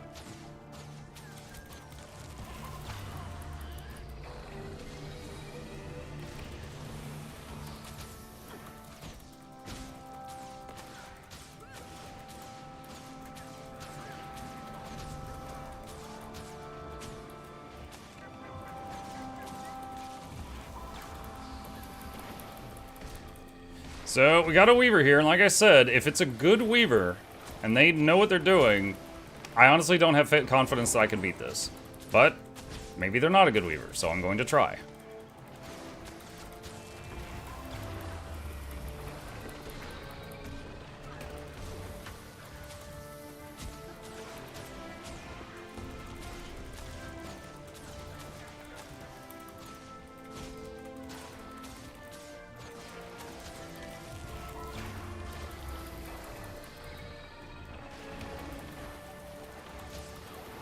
And there's another person showing up now, so this is going to be rough.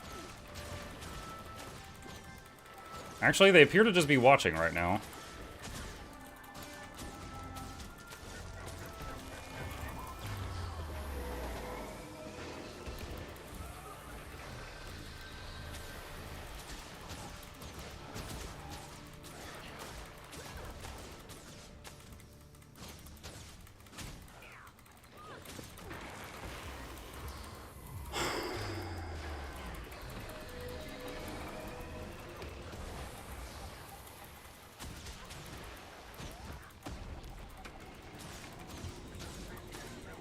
And the problem is they've got constant boons, constant Condi cleanse, and also constant barrier generation, which is fighting against my damage. Fortunately, their damage is easy to heal through, but everything... Oh, I got a good stun there while they were low health. Nope, they Condi cleansed again.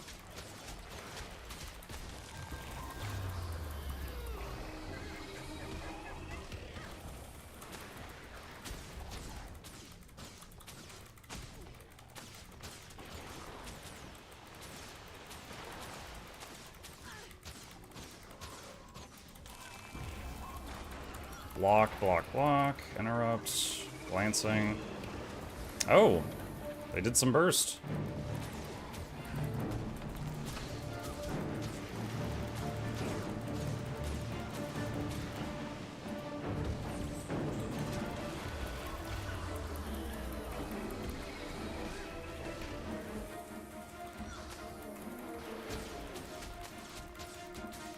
This is very unusual that there's two other players here that are both just watching.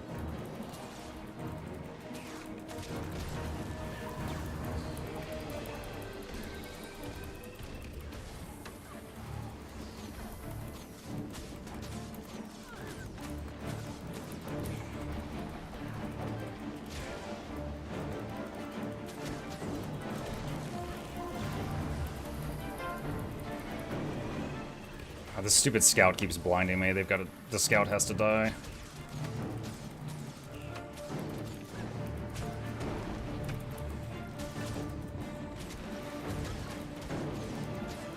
Oh my god!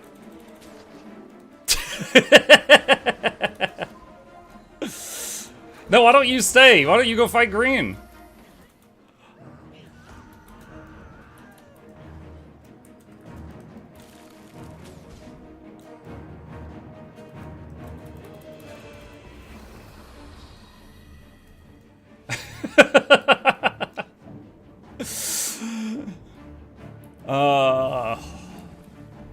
The enemy of my enemy arrived and we're both running.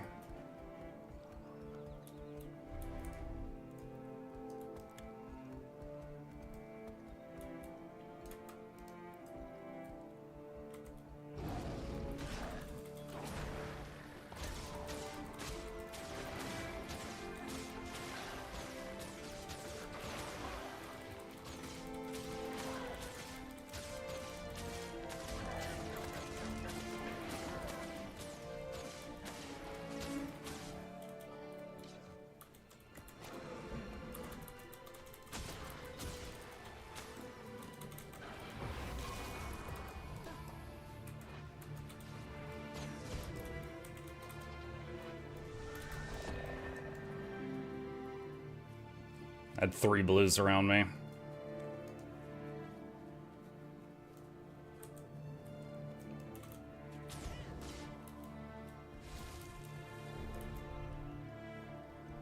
P.S. Relic of Shackles can tether up to 5 people if they're all hit at the same time when it's triggered, unlike Mage Bane, which only can tether 1. Relic of Shackles?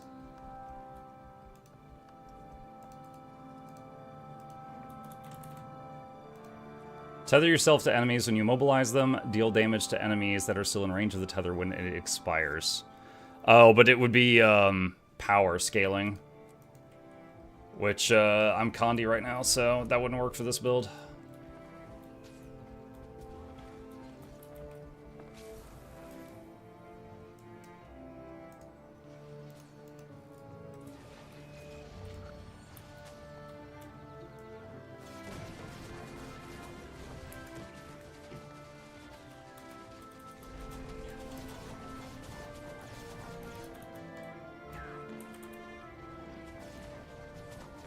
Swap to the arrow cart clip, or the arrow cart build.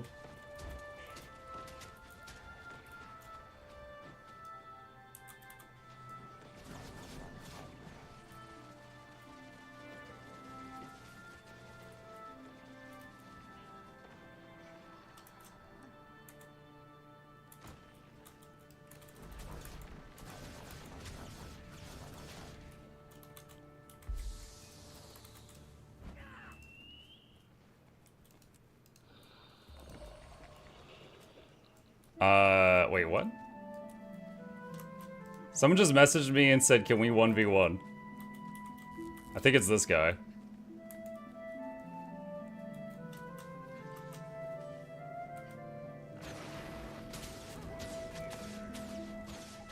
Okay, so he's doing... Oh, I think someone else joined in there.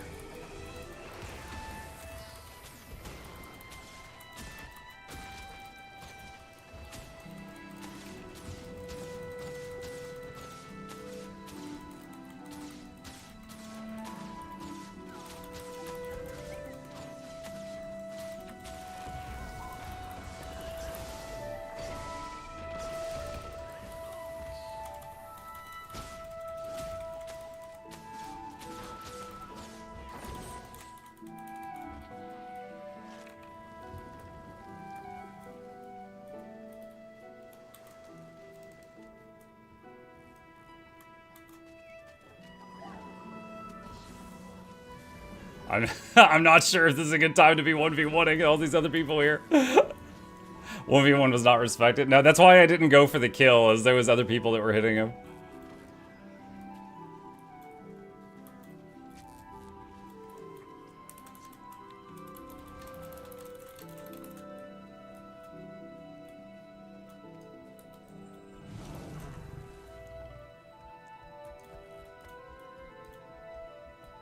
2 heavy loot bags.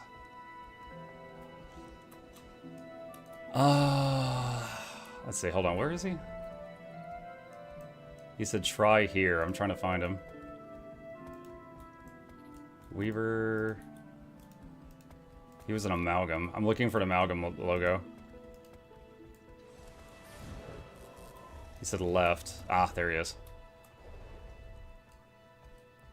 Alright, historically, I would say I'm disadvantaged versus Amalgam. I think Amalgam is one of the most, strongest thing right now, but I don't know how good he is at Amalgam. Alright.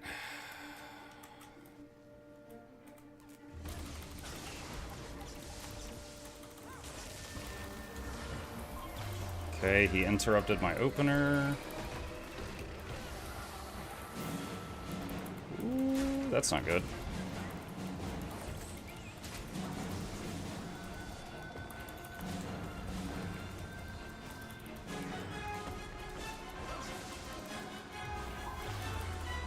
Alright, so getting some health back. Oh, wait. I don't have a brown bear. He got jumped by another ranger. Alright, I'm gonna focus on killing this veteran O-cart that's on me.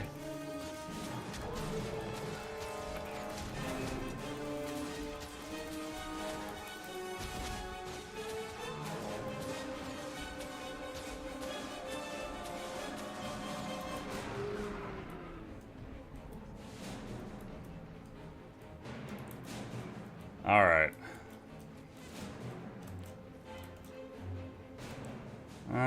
My stuff's mostly, but let's see, I got 5 more seconds. Okay.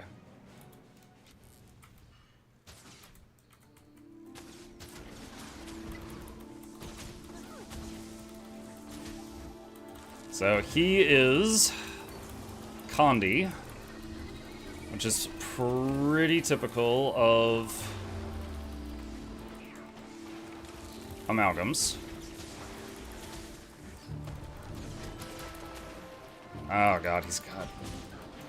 Yeah, he's got very high uptime on resistance, where he just ignores immobilize.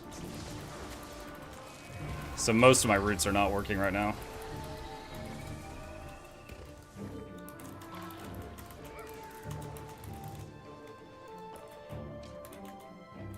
Okay. Oh, I asked him. Amalgam totally balanced. I would say Amalgam is the most OP thing here, but if he's, like, you would need to be fluent with Amalgam to get everything out of it, so. But, like, if you've got an equally skilled player on every class in the game, I think Amalgam is the strongest thing.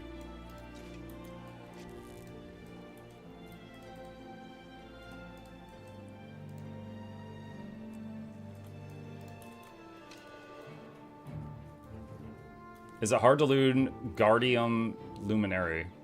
Oh, Luminary? No, it's not too bad. It's, I would say the most complex Guardian is, Firebrand. Oh. Okay, I've got a... Is this a Gunzerker on me? Oh, wow. Was that all me, or did somebody else hit him with something?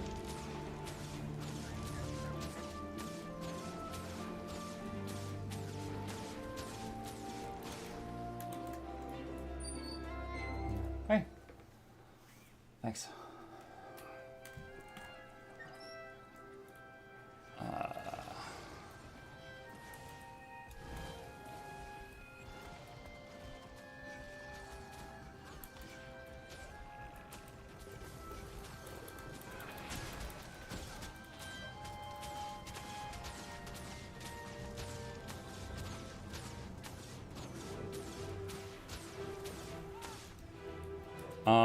He said, follow me to good duel spot for last try.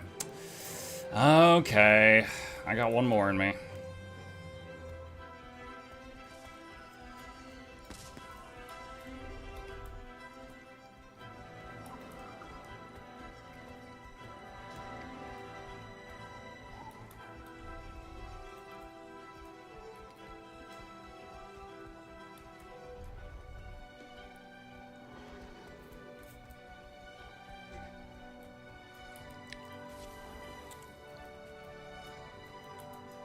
Oh, my food buff wore off. Wonder how long that's been gone. Alright.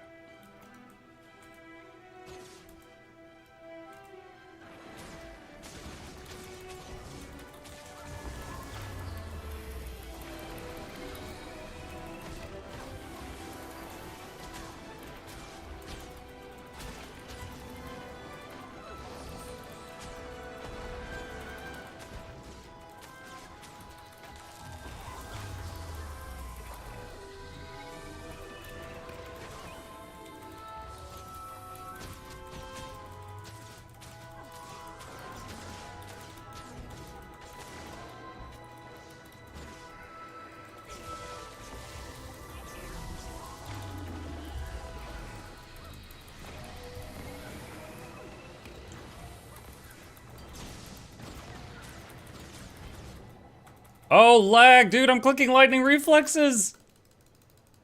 All right, chat, you're my witness. I'm not making this up. Dude. He'll never believe me. Not in 1,000 years.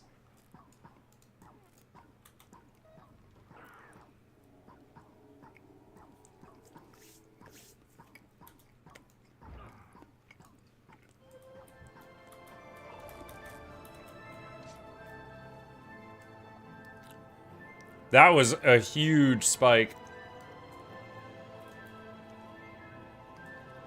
He said I heard it. I know, but it's so typical for someone losing a duel to be like, I'm lagging. But I actually had it on film.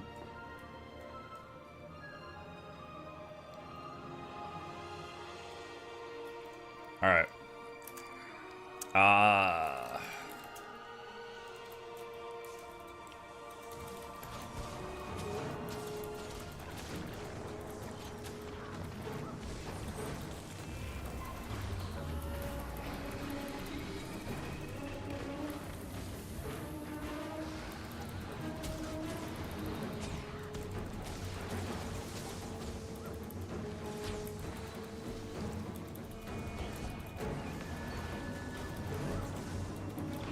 Well, couldn't get myself healed in time.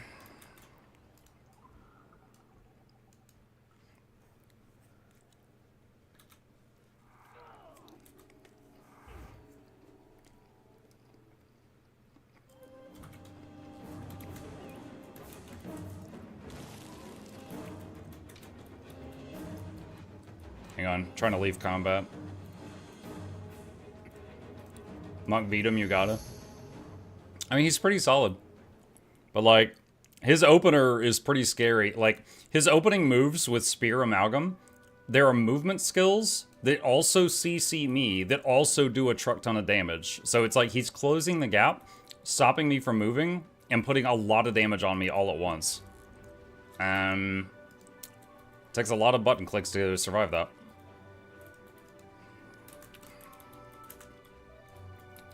Alright.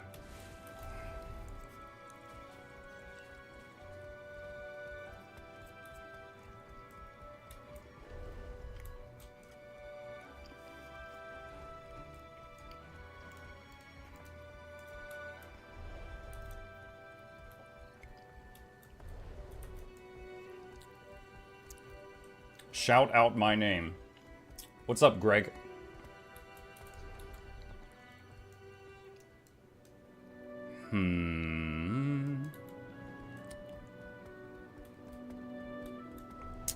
I can cut through Stone Mist, because we're still in Stone Mist.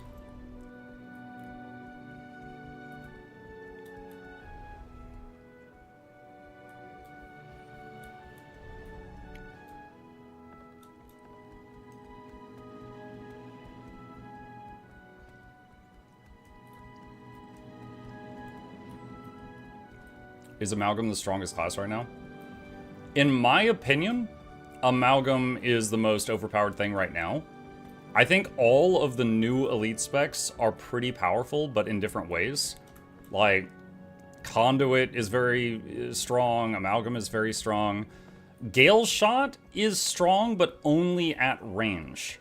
So I feel like they actually have a downside, because like, if I'm fighting a Gale Shot, if they can keep me at range, they win. If I can get close, I win. Oh, Stone Mist just flipped. I gotta get out of here.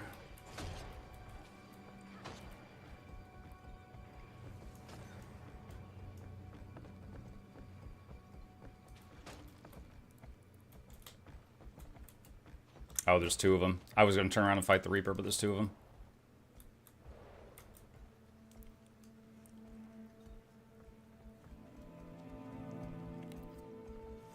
What makes them strong? They can do everything. They have a lot of boons on themselves. Access to stability, near permanent resistance so they can't be locked down. Lots of self-cleansing, lots of mobility, lots of damage. Lots of barrier. They're good in every metric.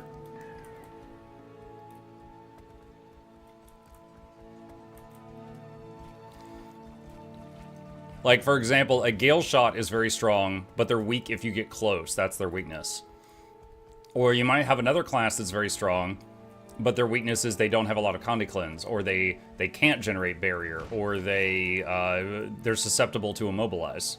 But Amalgam doesn't really have a weak point like that.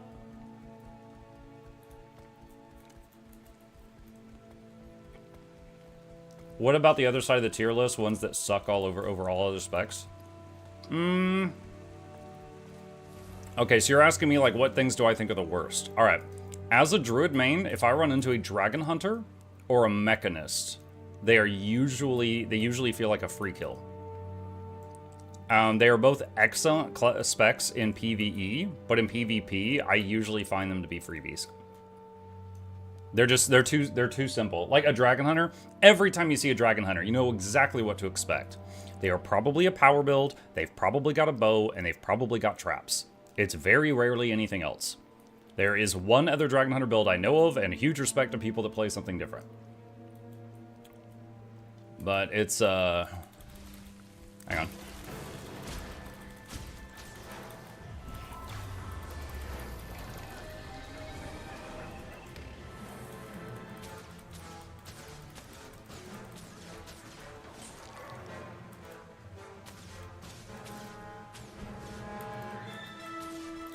Nope, he's just running. Alright.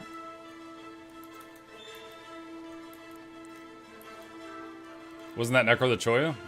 He was on a mount. I can't see names.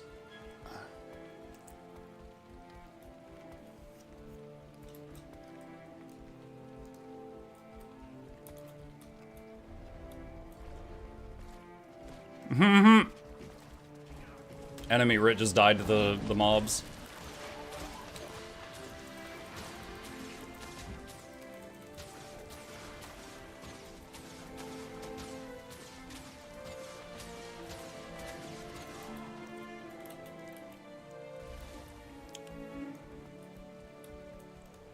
This is a lot of frogs.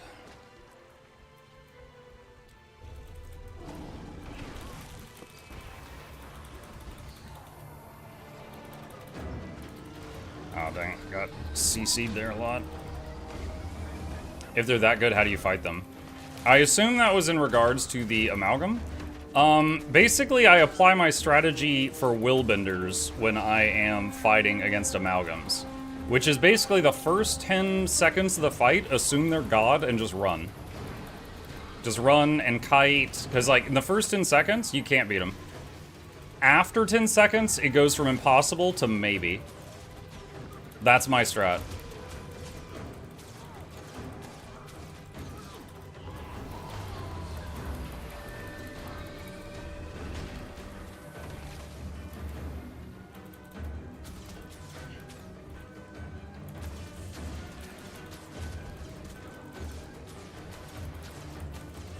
A spike trap.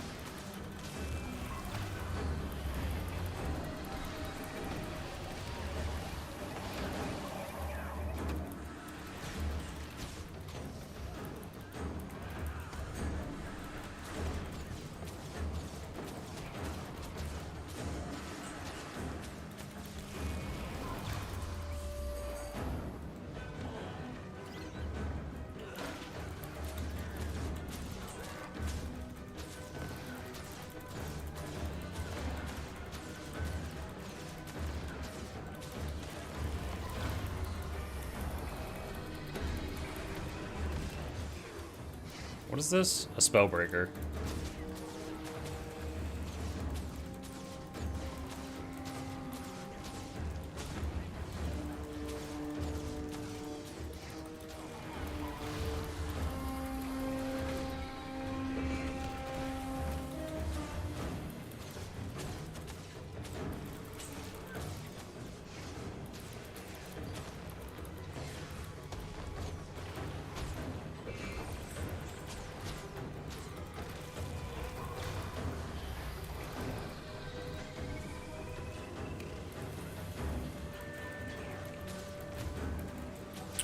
Oh, there's too many of them now. Yeah, there's too many of them.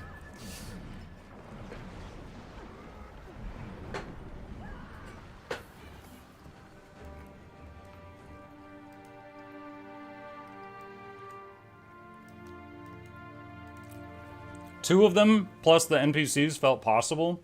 3 was like, this is really pushing it, and then all of a sudden there was 70.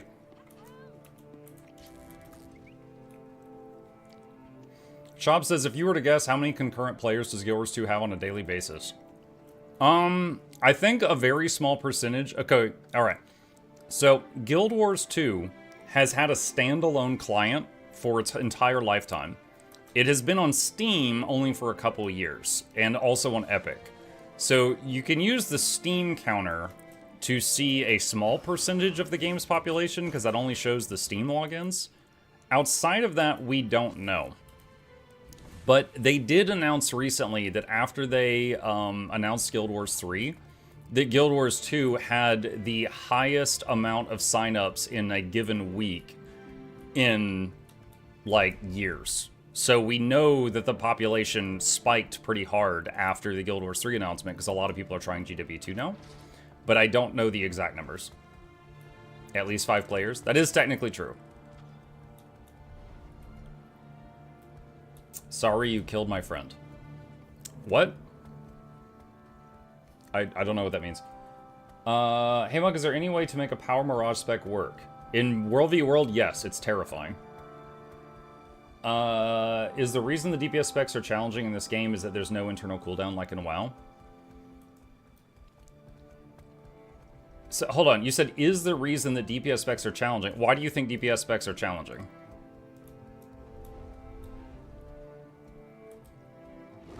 Oh, didn't get it in time.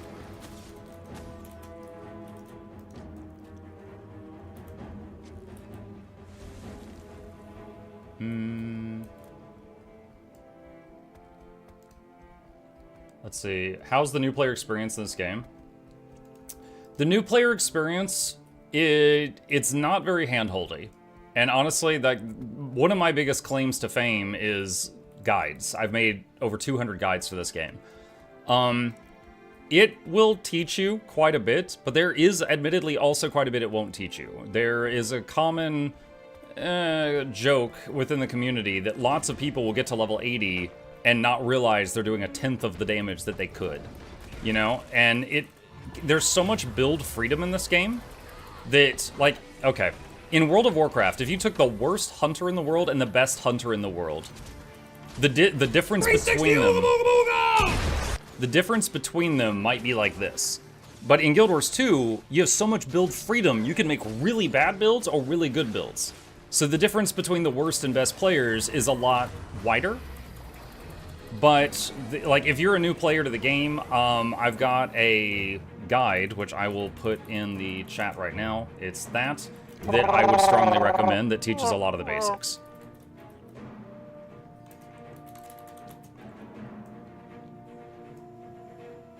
That one just doesn't have the punch these days. Sorry, I was already talking. It depends on when you catch me with them. Volume should be cranked up by 300%. No, I don't want to be scaring people off too much.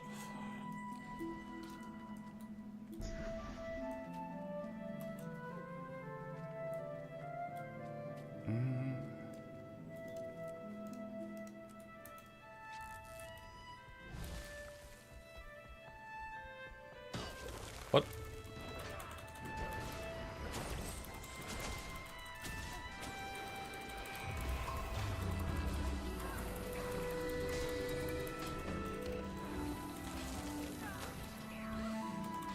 Okay.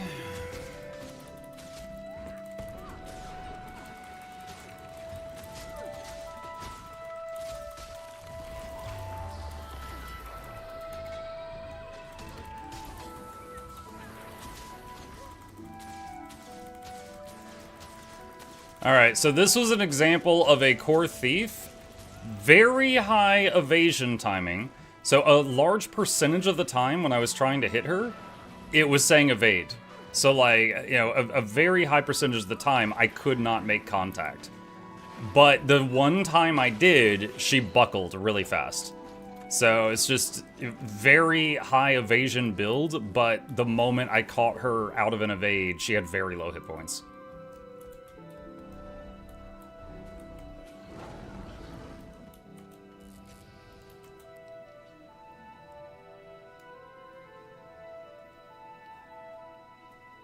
Is there a Power Mirage build that works in PvE?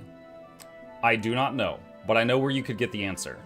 Go to either like metabattle.com or guildgen.com and browse their builds and see if you can find one that is interesting to you.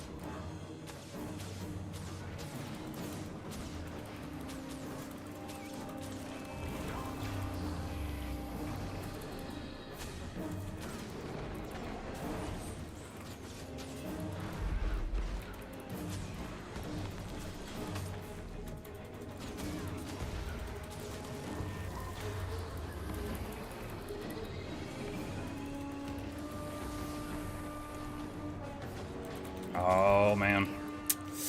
Dang. It's close. Almost had them many times, but they just kept running, and then they managed to burst me. The Luminary wanted this fight so bad. That was a conduit. That was a conduit. Similar to Luminary, it is one of the new Flavor of the Month things, but that is a Revenant, not a Guardian. Now, I'm running the max amount of toughness you can right now, but the moment he did land a burst on me and I failed to dodge it, I lost almost all my health, and then he just had to finish me off. I wasn't able to recover.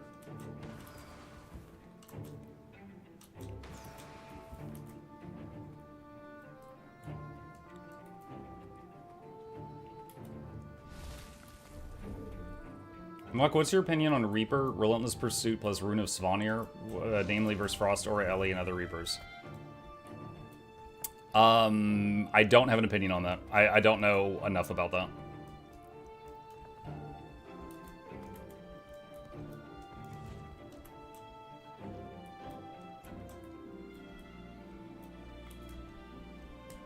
Snowcrow's greater than Meta Battle.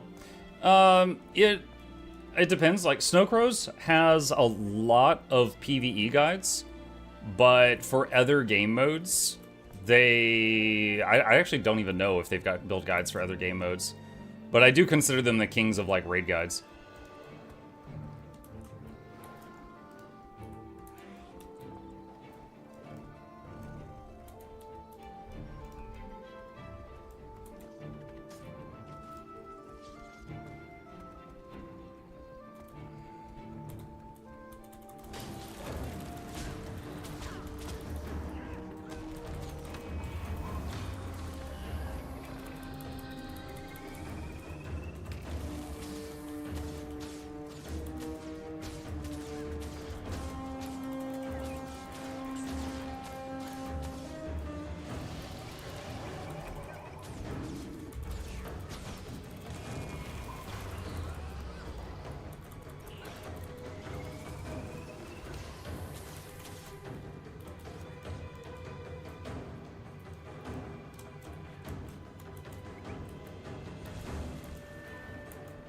I'm gonna assume those two are dueling and leave them alone.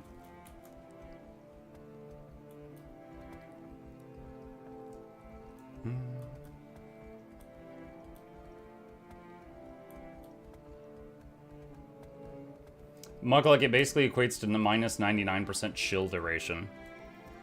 Okay, so then my question would be is there enough opponents you fight against that are putting chill on you that it's worth devoting multiple pieces of your build to that specific thing?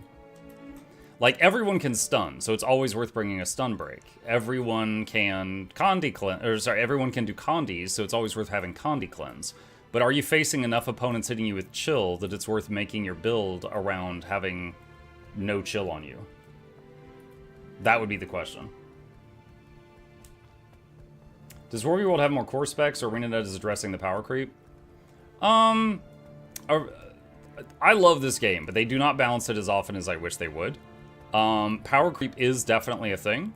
There are some people that can play some really good core specs. That guy that got away from me just a minute ago was a core necromancer. We fought a core thief and a core guardian today. The thief did better than the guardian did. I did win both of those fights, but you do see them. You do see them running around.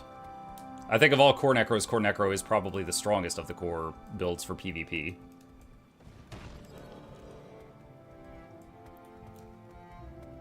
Underwater content needs love. Yeah, dude, I love the underwater fights in this game, but underwater combat has not been balanced in like 10 years.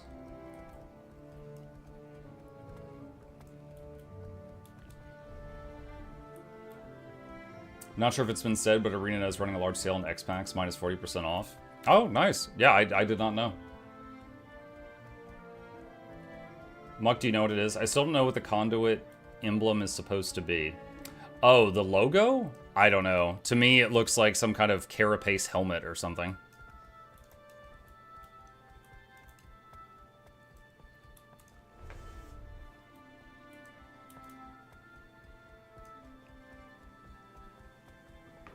True 3D combat is hard to make.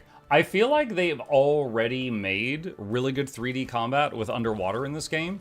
The problem is they haven't balanced the numbers in years. So there's some classes that do way more damage than some other classes underwater because that has not been revisited since like the game started.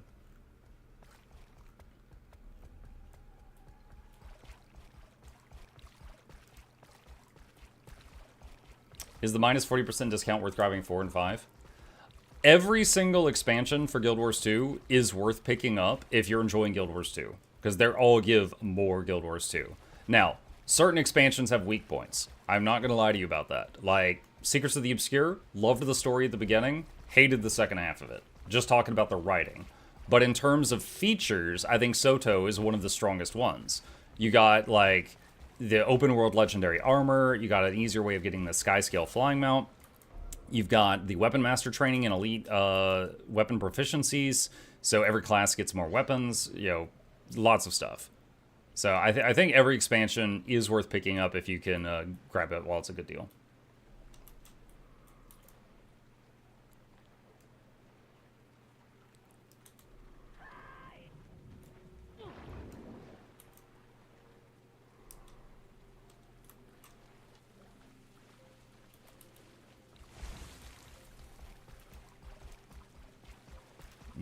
Shoot, 3 of them.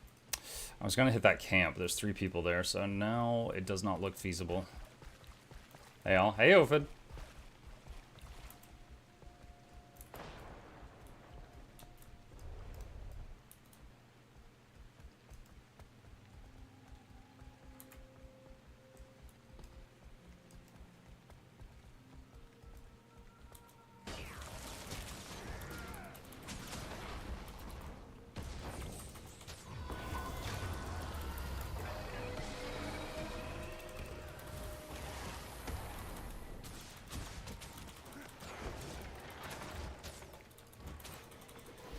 Oh no, my movement skill bugged out.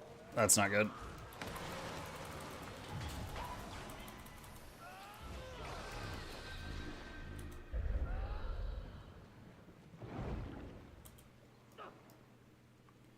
So I was trying to do my movement skill in front of me, and my mouse went over the nameplate of the guy behind me, so it sent me toward that guy instead of sending me the way I wanted to go.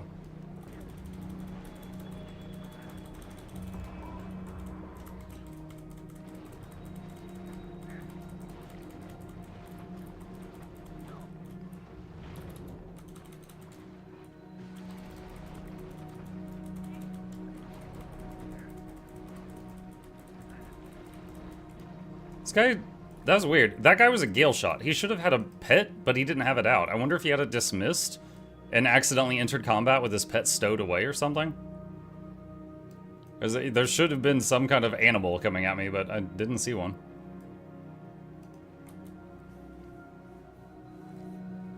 Maybe he didn't have a water pet on that set.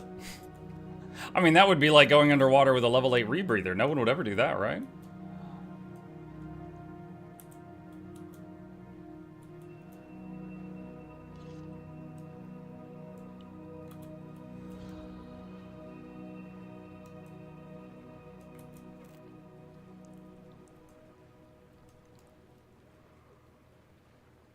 I feel like I'm behind enemy lines right now.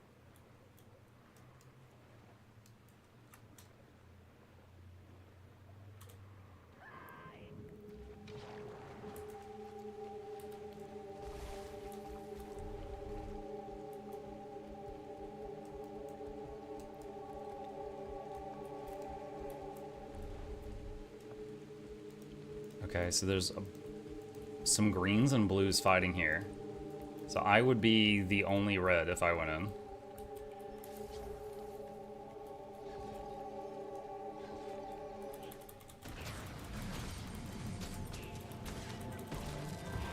Poor Mesmer.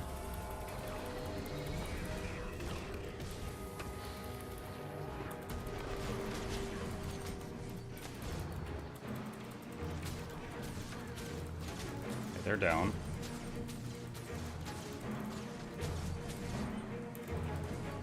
God.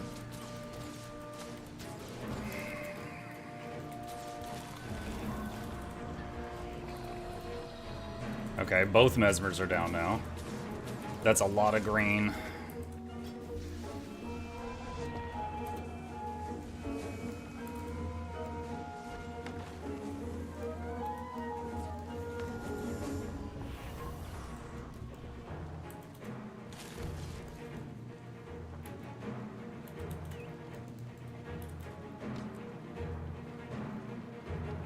Alright, need to get Astral Power back, so I gotta wait a moment.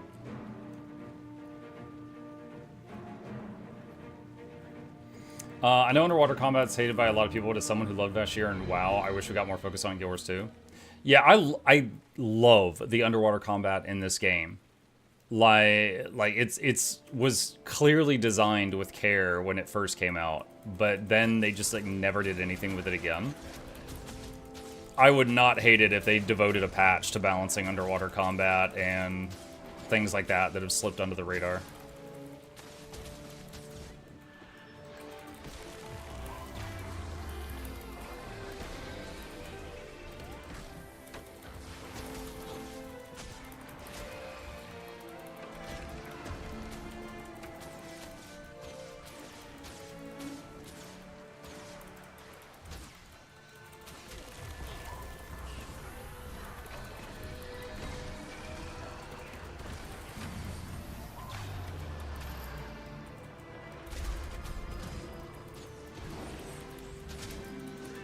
I think I'm dead here. Too many of them showed up, and I didn't realize for a while because the Mesmer had like 30 clones, so I didn't see all these other ones.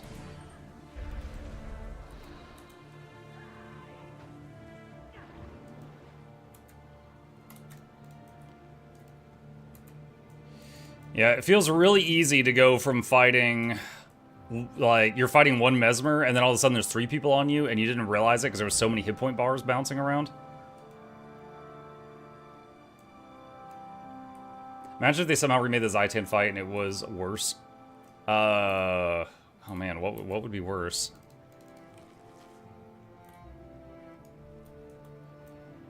I mean, right now it's press 1 button to win, so I guess worse would be like if you don't have to press anything and you win.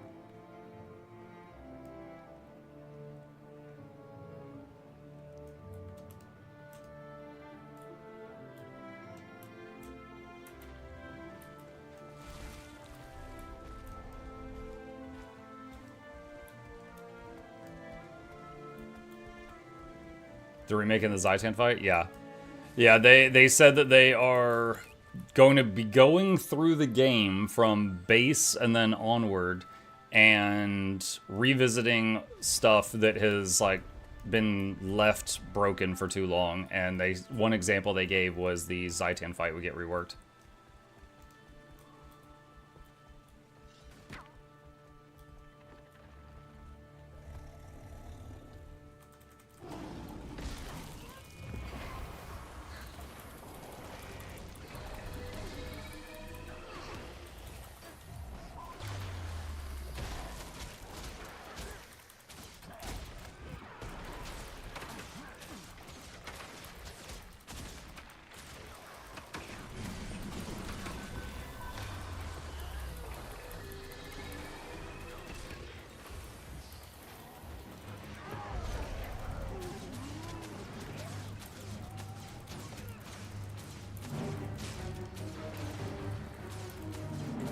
Oh god, there's another. Dude, those boons! Holy crap!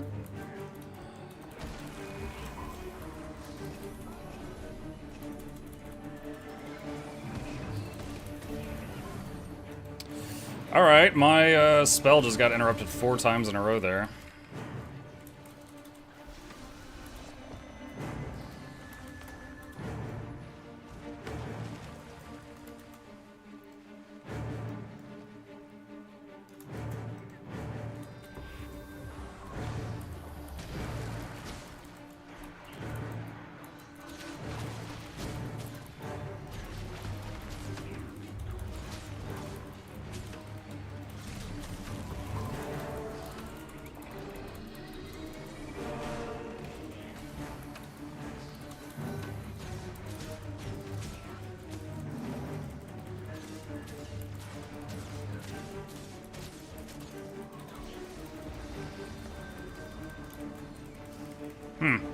That's funny. I accidentally killed the engineer. I never really targeted him with anything. I was mostly focused on the Mesmer.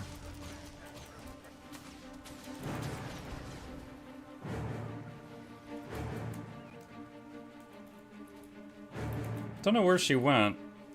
Oh, wait, I see purple over there. Oh, that's a sentry turret. I could kill that with the pet.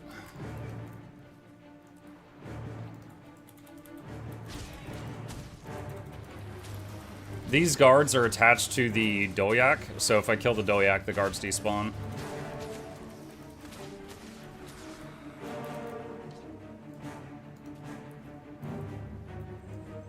Is there any PvP experienced players in the chat? I have a question on Warrior. What's up, Pork?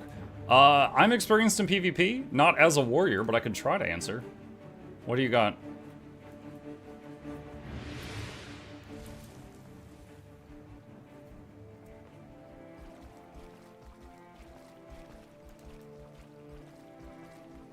Power of friendship to beat Zaitan. You must hold hands with Logan to Zoja Ridlock and Air to win. I don't have enough hands. That's too many people.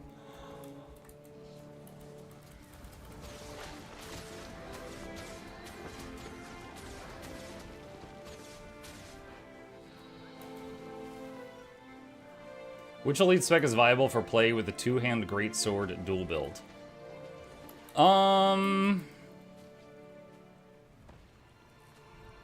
I would say probably anything other than Bladesworn. So Bladesworn is not able to weapon swap. They pick one weapon, and then they've got that plus their gun saber. And I don't think you would want Greatsword as your only weapon. But I think any of the other classes, Spellbreaker, Berserker, Paragon, could utilize something plus Greatsword quite well. And Greatsword also offers a lot of mobility, so I do see it frequently in PvP. Because they can use that to get around the map really easy. One thing you might do is go to a website that has PvP builds, like Meta Battle or Guild Gen, and just browse the warrior builds that have Greatsword and see if anything catches your eye. Do you feel that Druid provides little damage in PvE or open world? No. No, as long as you are built for damage, you can kill everything in PvE or open world. Heck, Lord Hyson has a video of him soloing, like, raid content with Druid. Like, if you build the character correctly, you can solo really, really big stuff no matter what you're playing, pretty much.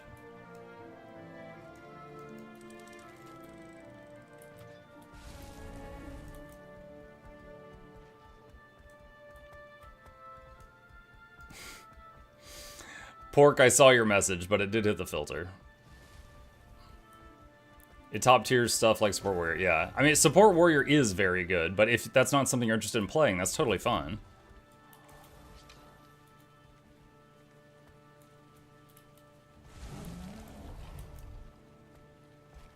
Mike, I left the stream early yesterday. How's the game with the squares?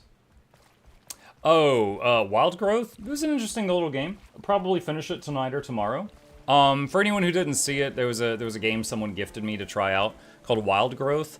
And it's basically like a Are You a Good Healer game. And so, like, these squares here are your teammates. That's like a tank. The swords are damage dealers. And you are the healer. And your goal is to keep them all alive. You've got, you know, a limited amount of mana. You've got a talent tree. You've got different types of heals, a condition cleanse, stuff like that. But the whole goal is, can you keep the party alive? And the whole game, according to a Google search, is like 6 hours long. And we did like 2.5 hours yesterday. But yeah, it's fun. I'm gonna finish it. It's not too long, so I will finish it.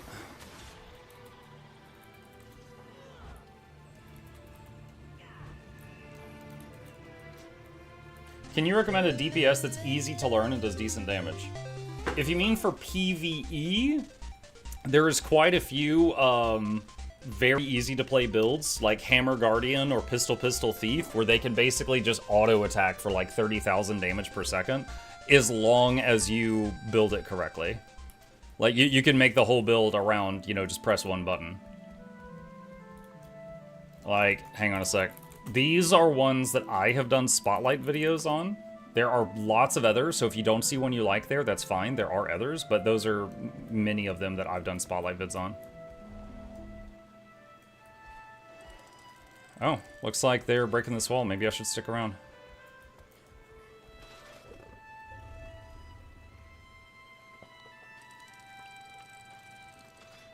Hang on, it's getting hot in here. I think it's over 80 degrees. Give me just a minute.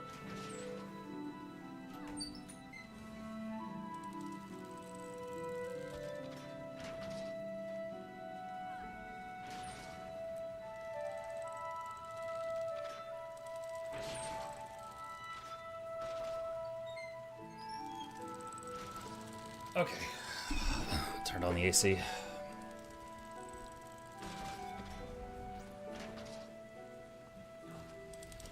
Snowcrows also has an accessibility build section, not entirely low intensity, but pretty easy.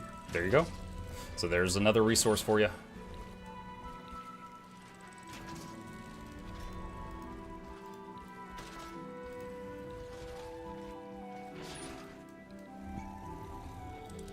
Oh.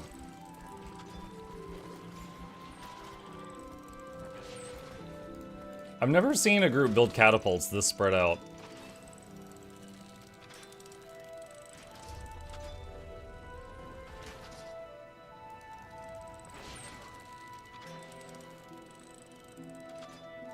What music is playing? The default in-game Guild Wars 2 music.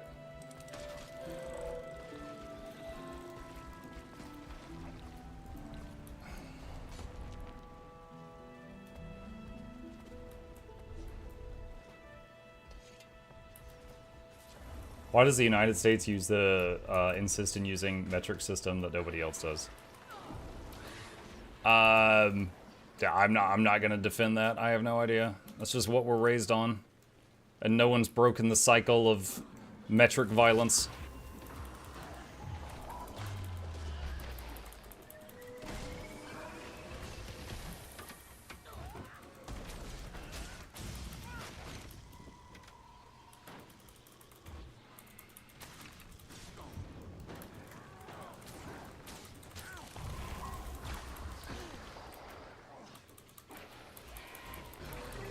Oh, I'm in danger, ha ha ha ha.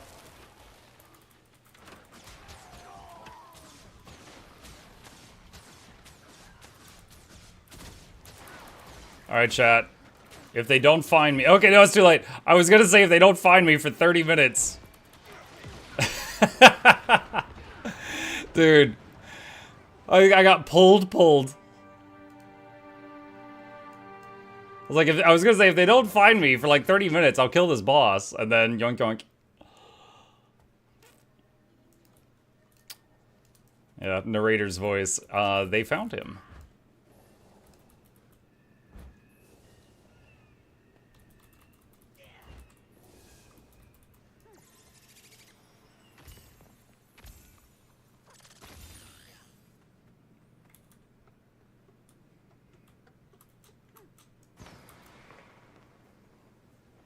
Famous last words. Mm-hmm.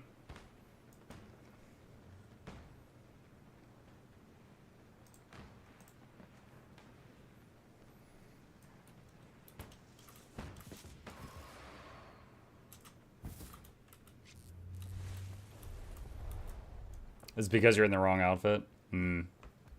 There's another outfit I want to get for my character, but I haven't seen it on sale since I decided I want it. Let me see if I can find it. It's like, it's like dynamic or synergetic? This one. I want this one. But it hasn't been for sale since I decided I want it.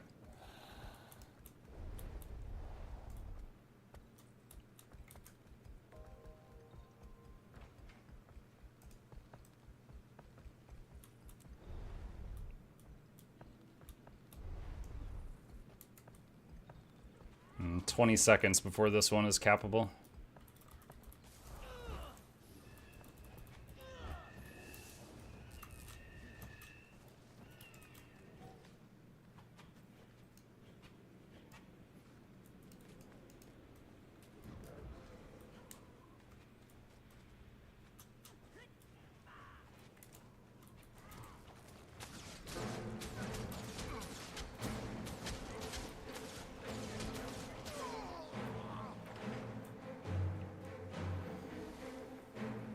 There's a guaranteed wardrobe unlock item for the birthday. Maybe you'll get lucky.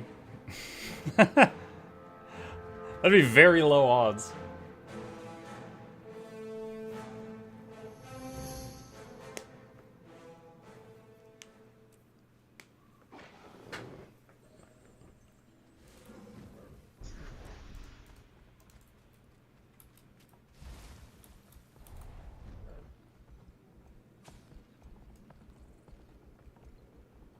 The gourd skimmer is much bigger than I expected. That is such a weird idea. The gourd skimmer. Are we watching Gamescom? I'm not. I got about 20 minutes left.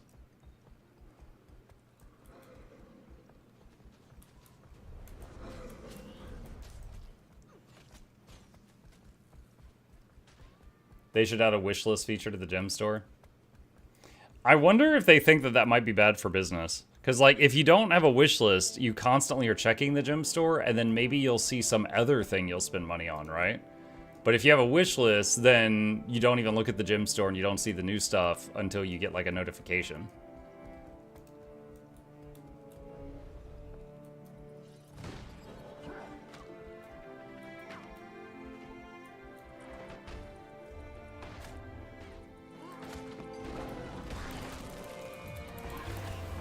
Oh wow, that was a miss because she blinded me right when that ability finished. Ah, crap. Ah, crap times 2.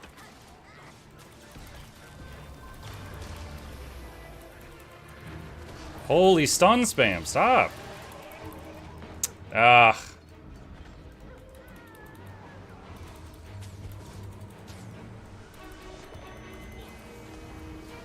Oh, there's 4 of them. I'm dead.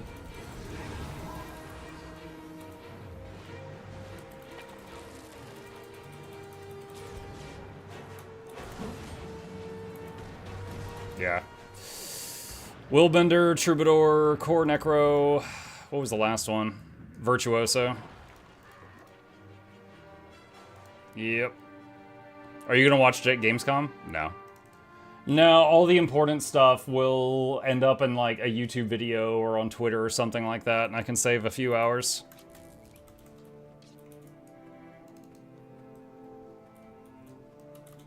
I legit didn't even know what Gamescom was until a few days ago. Someone told me. Yes, Alex. Someone else pointed that out. Thank you. My impulse control is seeing a player wearing something cool and wanting it, then I open the store and it's not available to buy. I forget about it and I don't keep checking. So you that would be the counter argument to the to what I said earlier.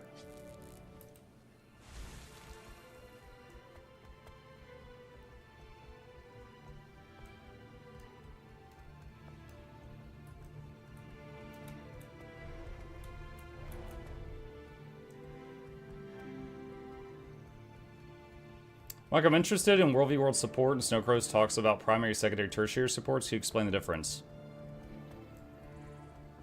I've not heard of that before. So I will say that there are, in World v World, there's some supports that will do healing and also boons. And there might be another support that's focused on just doing huge healing. Like, for example, Water Otter Evoker can basically just spam huge heals and be beneficial to a large group of people, even if they are not focused on keeping up boons and stuff. And then you've got other ones that, you know, are, you know, kind of like the whole package.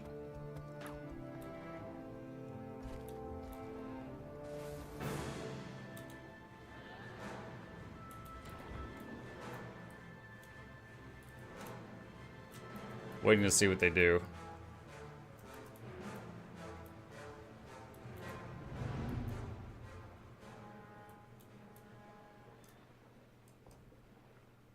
I am still marked. They might see me on the map as a dot. How do you have 500 games under your belt and you've never heard of Gamescom? I'm playing the games, not watching videos about them.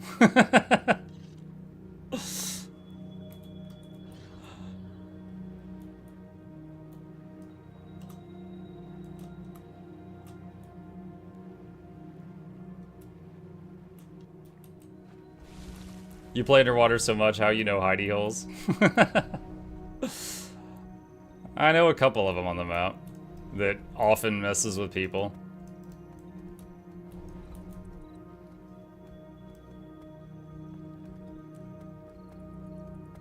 But there, you know, the enemy's option was either like go over the bridge or jump in the water after me, and I was betting on the fact that they were going to not jump in the water.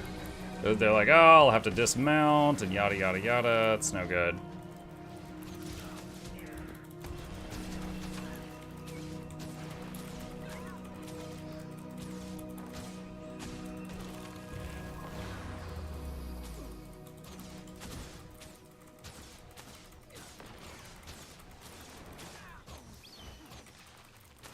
I've said it before, I'll say it again. If I'm fighting a gill shot, if they can stay away, they win. If they let me get close, they lose. Of the newest round of Elite Specs, they're the only one that has a very, very clear cut and dry downside.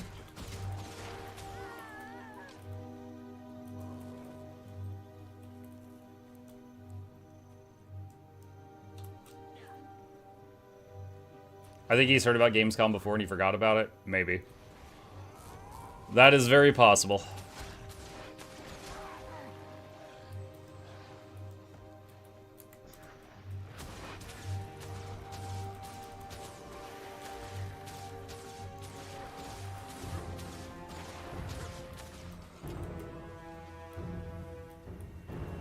Paragon's hard to work at range, so kind of the opposite. Yeah, most of oh, dude, I'm like lagging. I can't do anything. Glad I'm not in combat this time.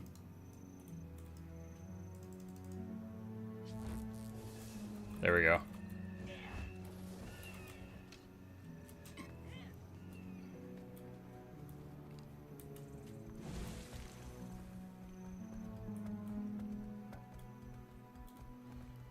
Yeah, most of Paragon's stuff works kind of like in an aura around them. So Paragon usually wants to be close to the people they're trying to heal.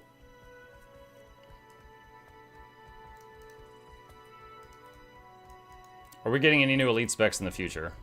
We just got 9 new ones, like 9 months ago. I don't know. I'm not sure if I'm hoping for more Elite Specs, because like the ones we have could use more balancing.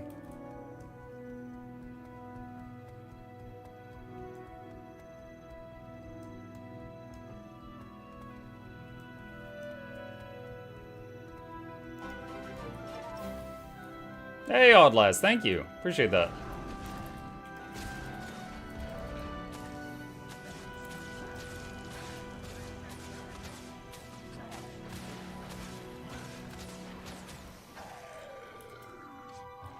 I hope they give some classes more weapon access, at least for the ones that need it. I would like to see more classes have access to focus. No one has ever gotten focus that didn't start with it from the base game.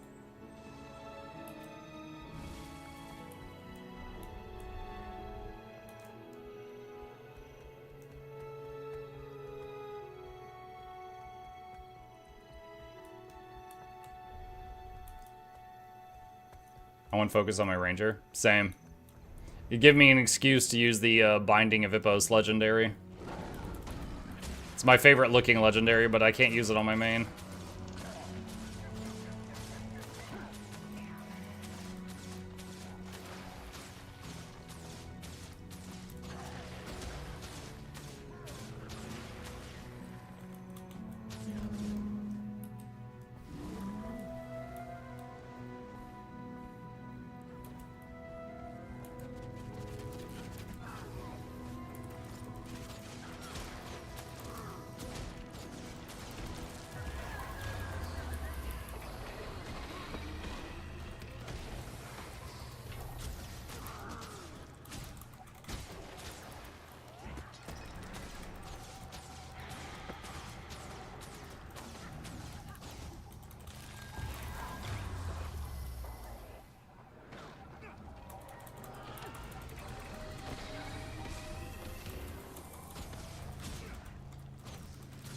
That Harbinger went all in to kill that person, but I revived him, and he wasn't able to get that one kill he wanted. Oh, shoot. Oh, dodge roll that. Okay. She might go down, so I want to make sure that he dies before that possibly happens. Alright, next target is the Mechanist, as I've said. Unfortunately for mechs, they are very easy kills, but he just rallied from the other lady dying. So I'll have to do this a second time.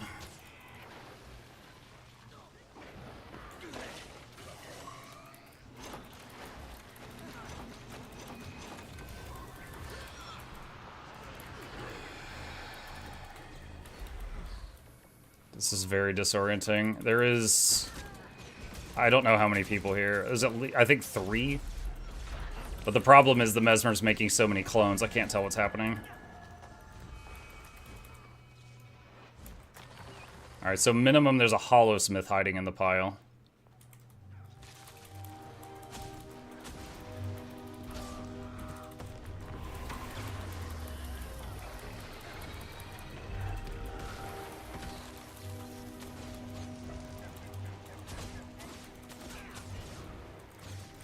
Nice. She's attempting to do a stealth res right now.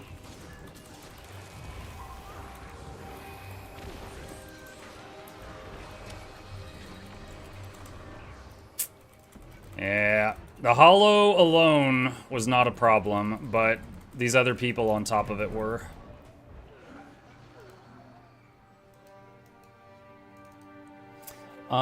Really need to nerf Mesmer. World v World should only be able to make like 2 clones at a time. Needs a longer cooldown. That might be too much, but part of the problem is, and I can actually show it to you in that battle. Let me, hang on, let me pull up the VOD here. One sec. Okay, so this is the YouTube VOD for the current stream. Let me close that and go into theater mode. Okay. All right. So let me see if I can find the thing that I'm looking for. Give me just a second here. Okay, so we were fighting the Harbinger, and then we were on the mech, and then where did the Mesmer show up?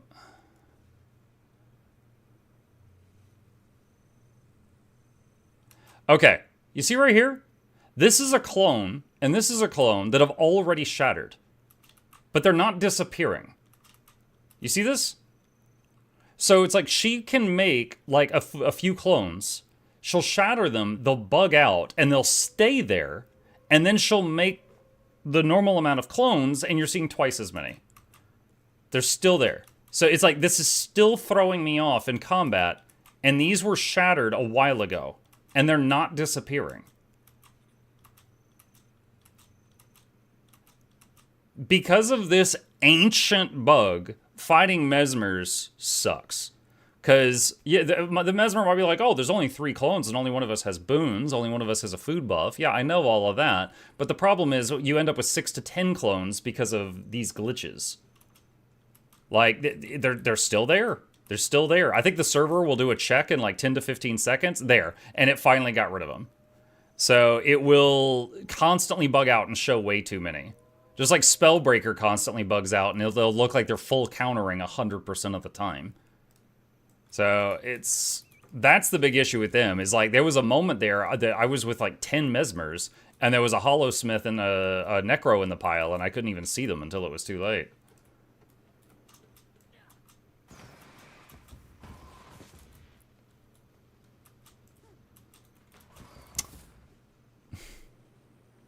There's a whole line of siege here built by a guild called Anus. Nice.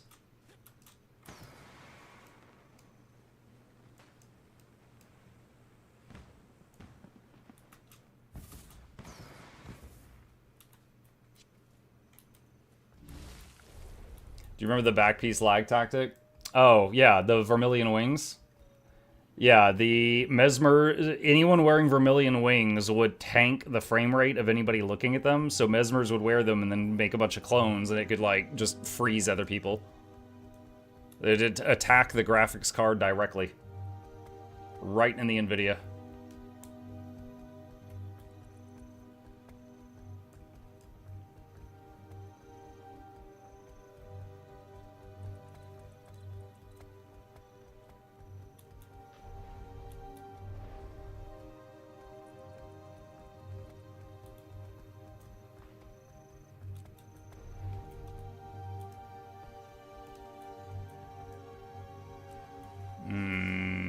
Too many there. Too many there.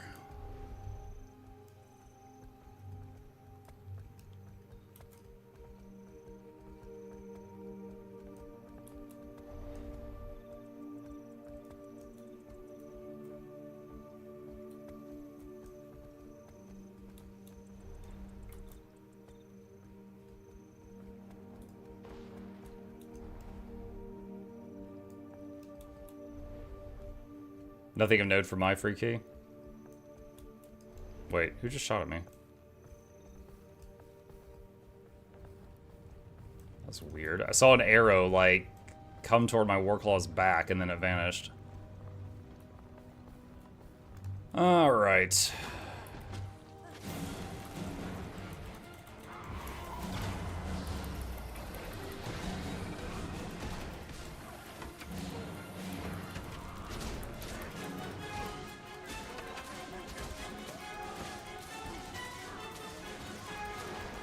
Oh. There's another player here.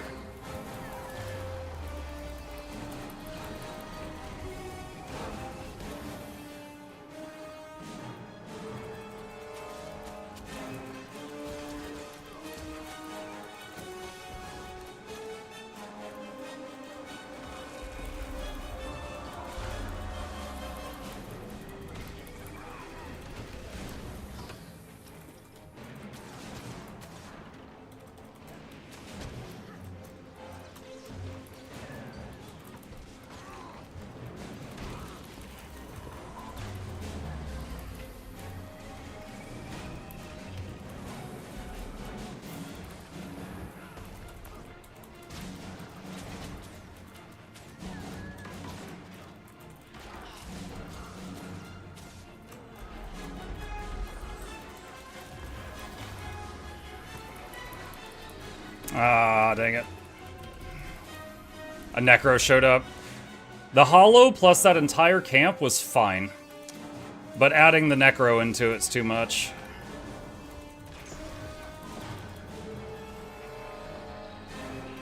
Yeah, and another Necro showed up. GG. Yeah, the Hollow was less of a threat than that entire camp was. He was very easy to kite, but adding in one Necro and then a second Necro is just way too much.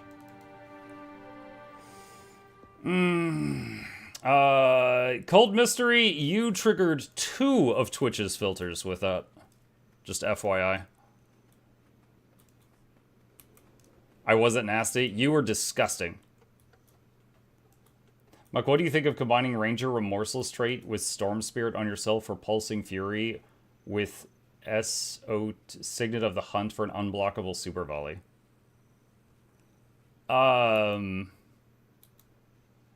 So, what do you mean Super Volley? Are you talking about, like, the Gale Shot skill? Hang on a second.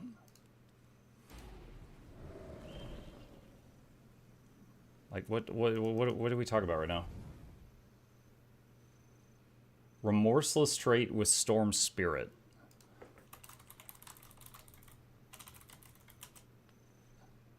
And Storm Spirit gives Fury... How many times does it pulse? It does a slam and then a shake. So does it do Fury 4 times? Remorseless is regain opening strike when you gain Fury. Okay, so Storm Spirit gives you 1.5 seconds of Fury 4 times very quickly.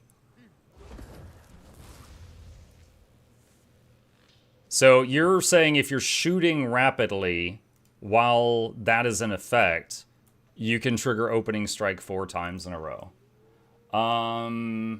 Okay, so my first question would be, does Remorseless have an ICD? And no, it does not seem to.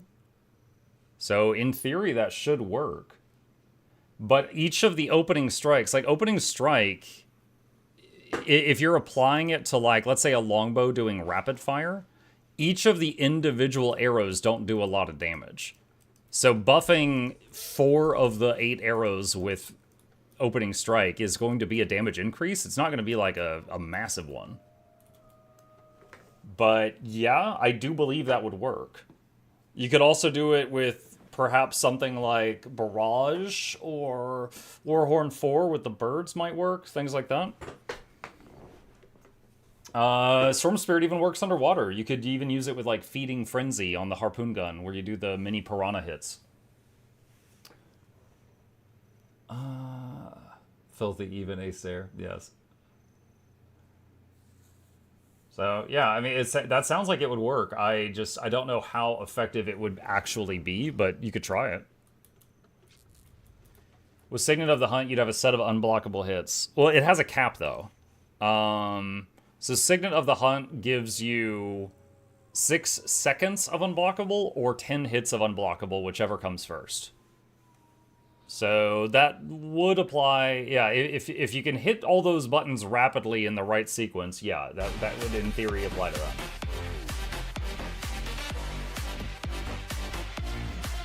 Muck, what do you suggest for Black Lion statuettes? Unbreakable gathering tools if you don't already have them.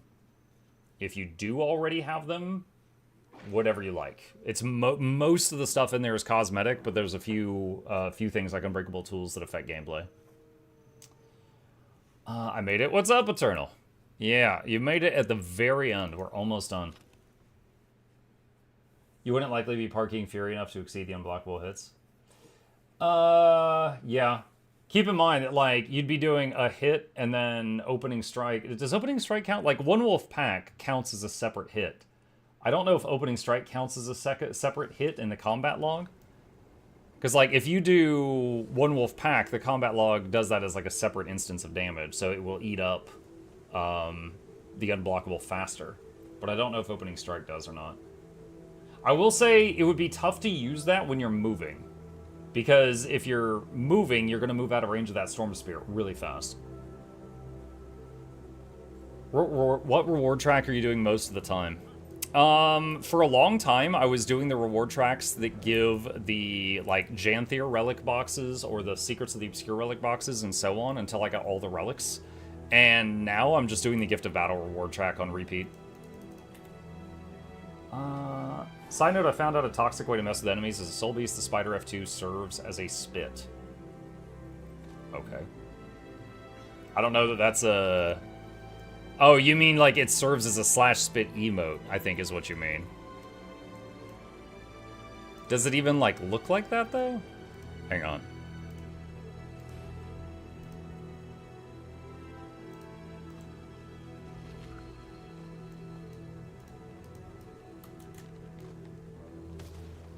Kinda. Kinda looks like you hawk a loogie. And then you throw the web. Does it do that with Iboga also? I think Iboga might also have that. Hold on, I gotta wait 3 seconds.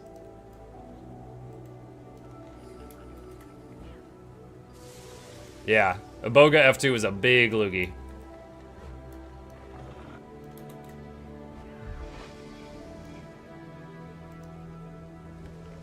Yeah, little toxic. Little toxic. It's a fun idea for a power combo similar to the one you mentioned the other night, using Soul Beast merge with a particular pet for bleed spam. Yeah, yeah. It's just your idea, while in theory that does sound like it would work, you have to be essentially standing next to the Storm Spirit for a few seconds, which is going to make it harder to use in like a fight situation where you're moving around.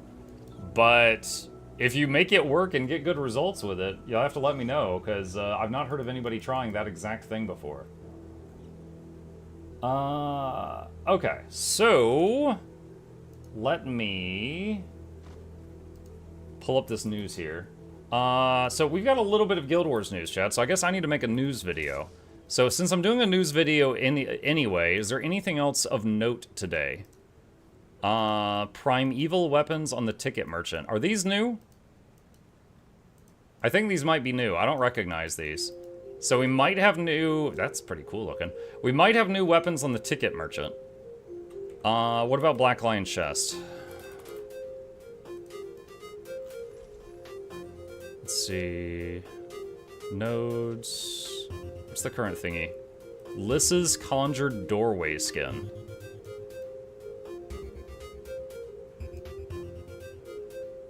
Okay. Bubble Wand, Sword, and Dagger. The Bubble Wand stuff's been there. I think the Doorway might be new.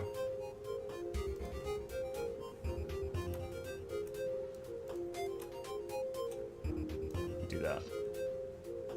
Alright, and...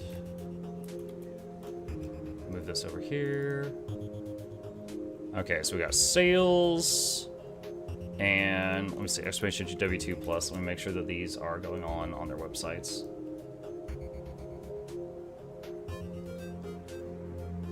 Are they on sale? Yes, you can see them right now. They are on sale. 40% off Janthier, wow.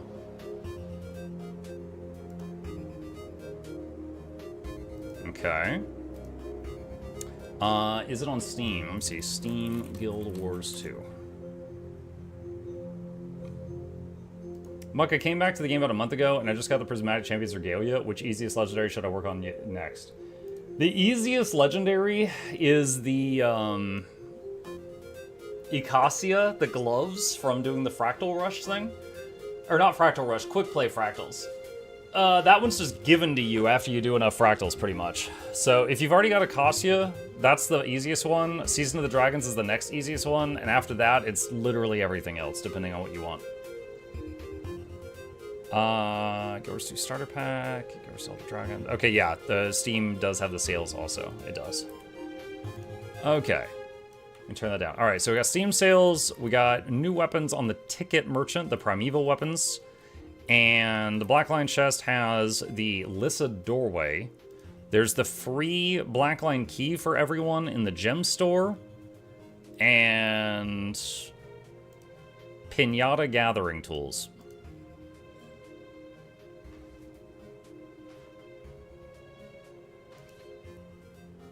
I guess you just hold the pinata and you beat it against whatever, and then confetti comes out.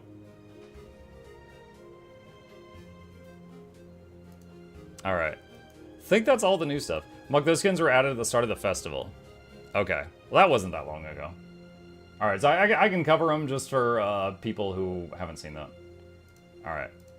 Okay, here we go. So, quick news thing. Alright, hello Guild Wars 2 gamers, Mukluk here with a little bit of Guild Wars news for the day. They are celebrating the 14-year anniversary of Guild Wars 2 with a 40% off discount off a lot of their expansions. That is less of a sale than they usually do for Heart of Thorns and Path of Fire, but more than they usually do for a sale for many of the newer ones, such as Janthier Wilds. So just to jump through it really quick, the 14th anniversary of Guild Wars 2 is here, and one of the ways that we are celebrating is by offering savings on past expansions and digital deluxe upgrades. Visit the web, Steam, or in-game stores between now and September 1st at 10 a.m. to take advantage of this deal. And then it talks about each of the expansions and the prices, and just to show it here on the store. So there's 40% off Heart of Thorns and Path of Fire combo package, End of Dragons, Secrets of the Obscure, Janthier Wilds. Not Visions. Visions is the newest product. It is not on sale. And they said Living World Season 2 is also on sale as well, which would be in the gym store. I can't show that because I already own it, so it doesn't show up in my gym store. Let me pause this and I'll come back to that.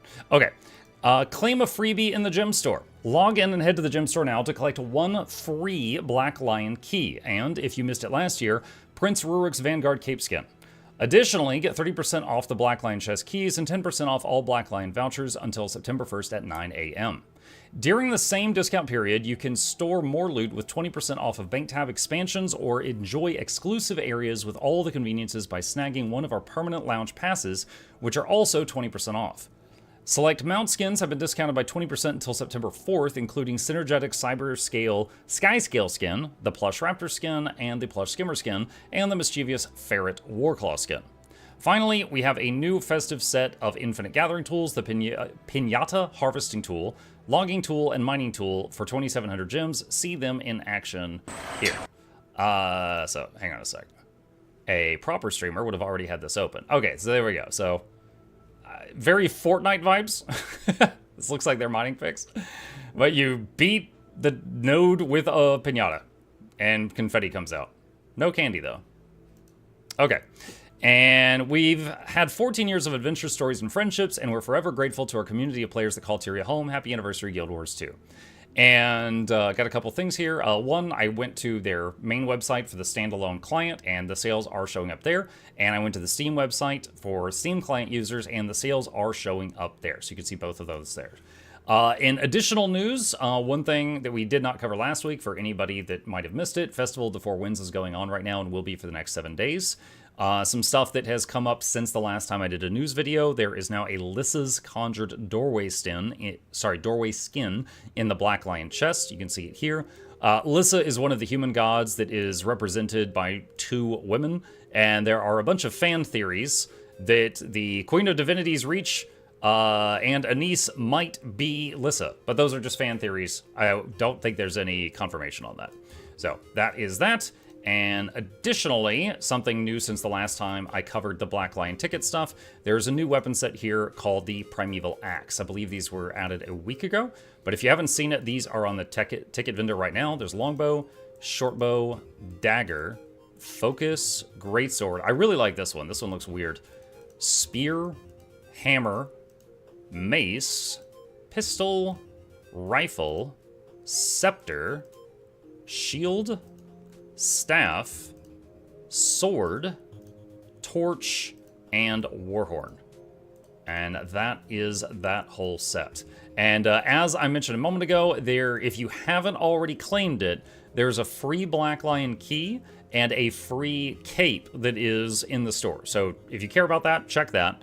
Some other new stuff. There's the Pinata Gathering tools this week. Last week, they added this really weird skimmer, the Ornate Gourd, which makes me think of Gaara from Naruto, and a tiny crown that will sit on the side of your head if you fancy it. So those are all new either today or in the last week. That is everything new that I know of. If you're watching this video the same day I upload it, Gamescom is today. I do not know if the Guild Wars 3 is going to have any new announcements at Gamescom. If they do, I'll cover that as soon as I can, but might be worth keeping on the lookout for. So that's it. If you got any questions, problems, thoughts, concerns, put them in the comment section down below, and I will fight you. Oh, I almost forgot. If you are going to pick up any of the standalone stuff for the sale, As always, I encourage you to use someone's referral link. I will have mine down below, but if you are a big fan of Loranity, Mighty Teapot, Wooden Potatoes, any of those people, use their referral link when you're picking up the expansions, and you can support a creator of your choosing while doing so. If you are on the Steam client, ignore everything I just said, because we don't have referral links for the Steam stuff. Okay, that's it. Thanks for listening. I'll fight you in the comment section. Okay, there we go, chat. One take. Easy peasy. Where can I watch Gamescom? I would assume that it will be on a YouTube channel, but I do not know where. I usually ignore that stuff and then just watch all of the highlights afterward, but I am not sure where their official challenge is. Their official channel is. Dory says it's happening right now on Twitch. There you go. If you want to watch it live, it's apparently on Twitch. Muck Your Outfit, Black Lion outfit vouchers are on sale. Okay, noted. All right, chat, with that, I am out of time, and I need to wrap it up. I'm going to go make this news video and then get some life stuff done. Ooh, life, gross. As always, thanks for being here. Hit the follow button if you're on Twitch. Subscribe to the YouTubes. There's links to both of those in the chat, and a special thank you to our patrons who keep me in business. Could not do this without them, and there's a link to that if you're interested. Shilling complete. I'm going to find someone to raid in the Guild Wars directory. Let me see who is live right now that we can lend some support to. Is Laura on time today? It's so rare. It's so very rare. She is not. I don't see her. Okay, I might have to find someone new here. I might have to find someone new. Who do we got? Womp womp womp womp womp. Were you muted? Was I muted? I don't think I was muted.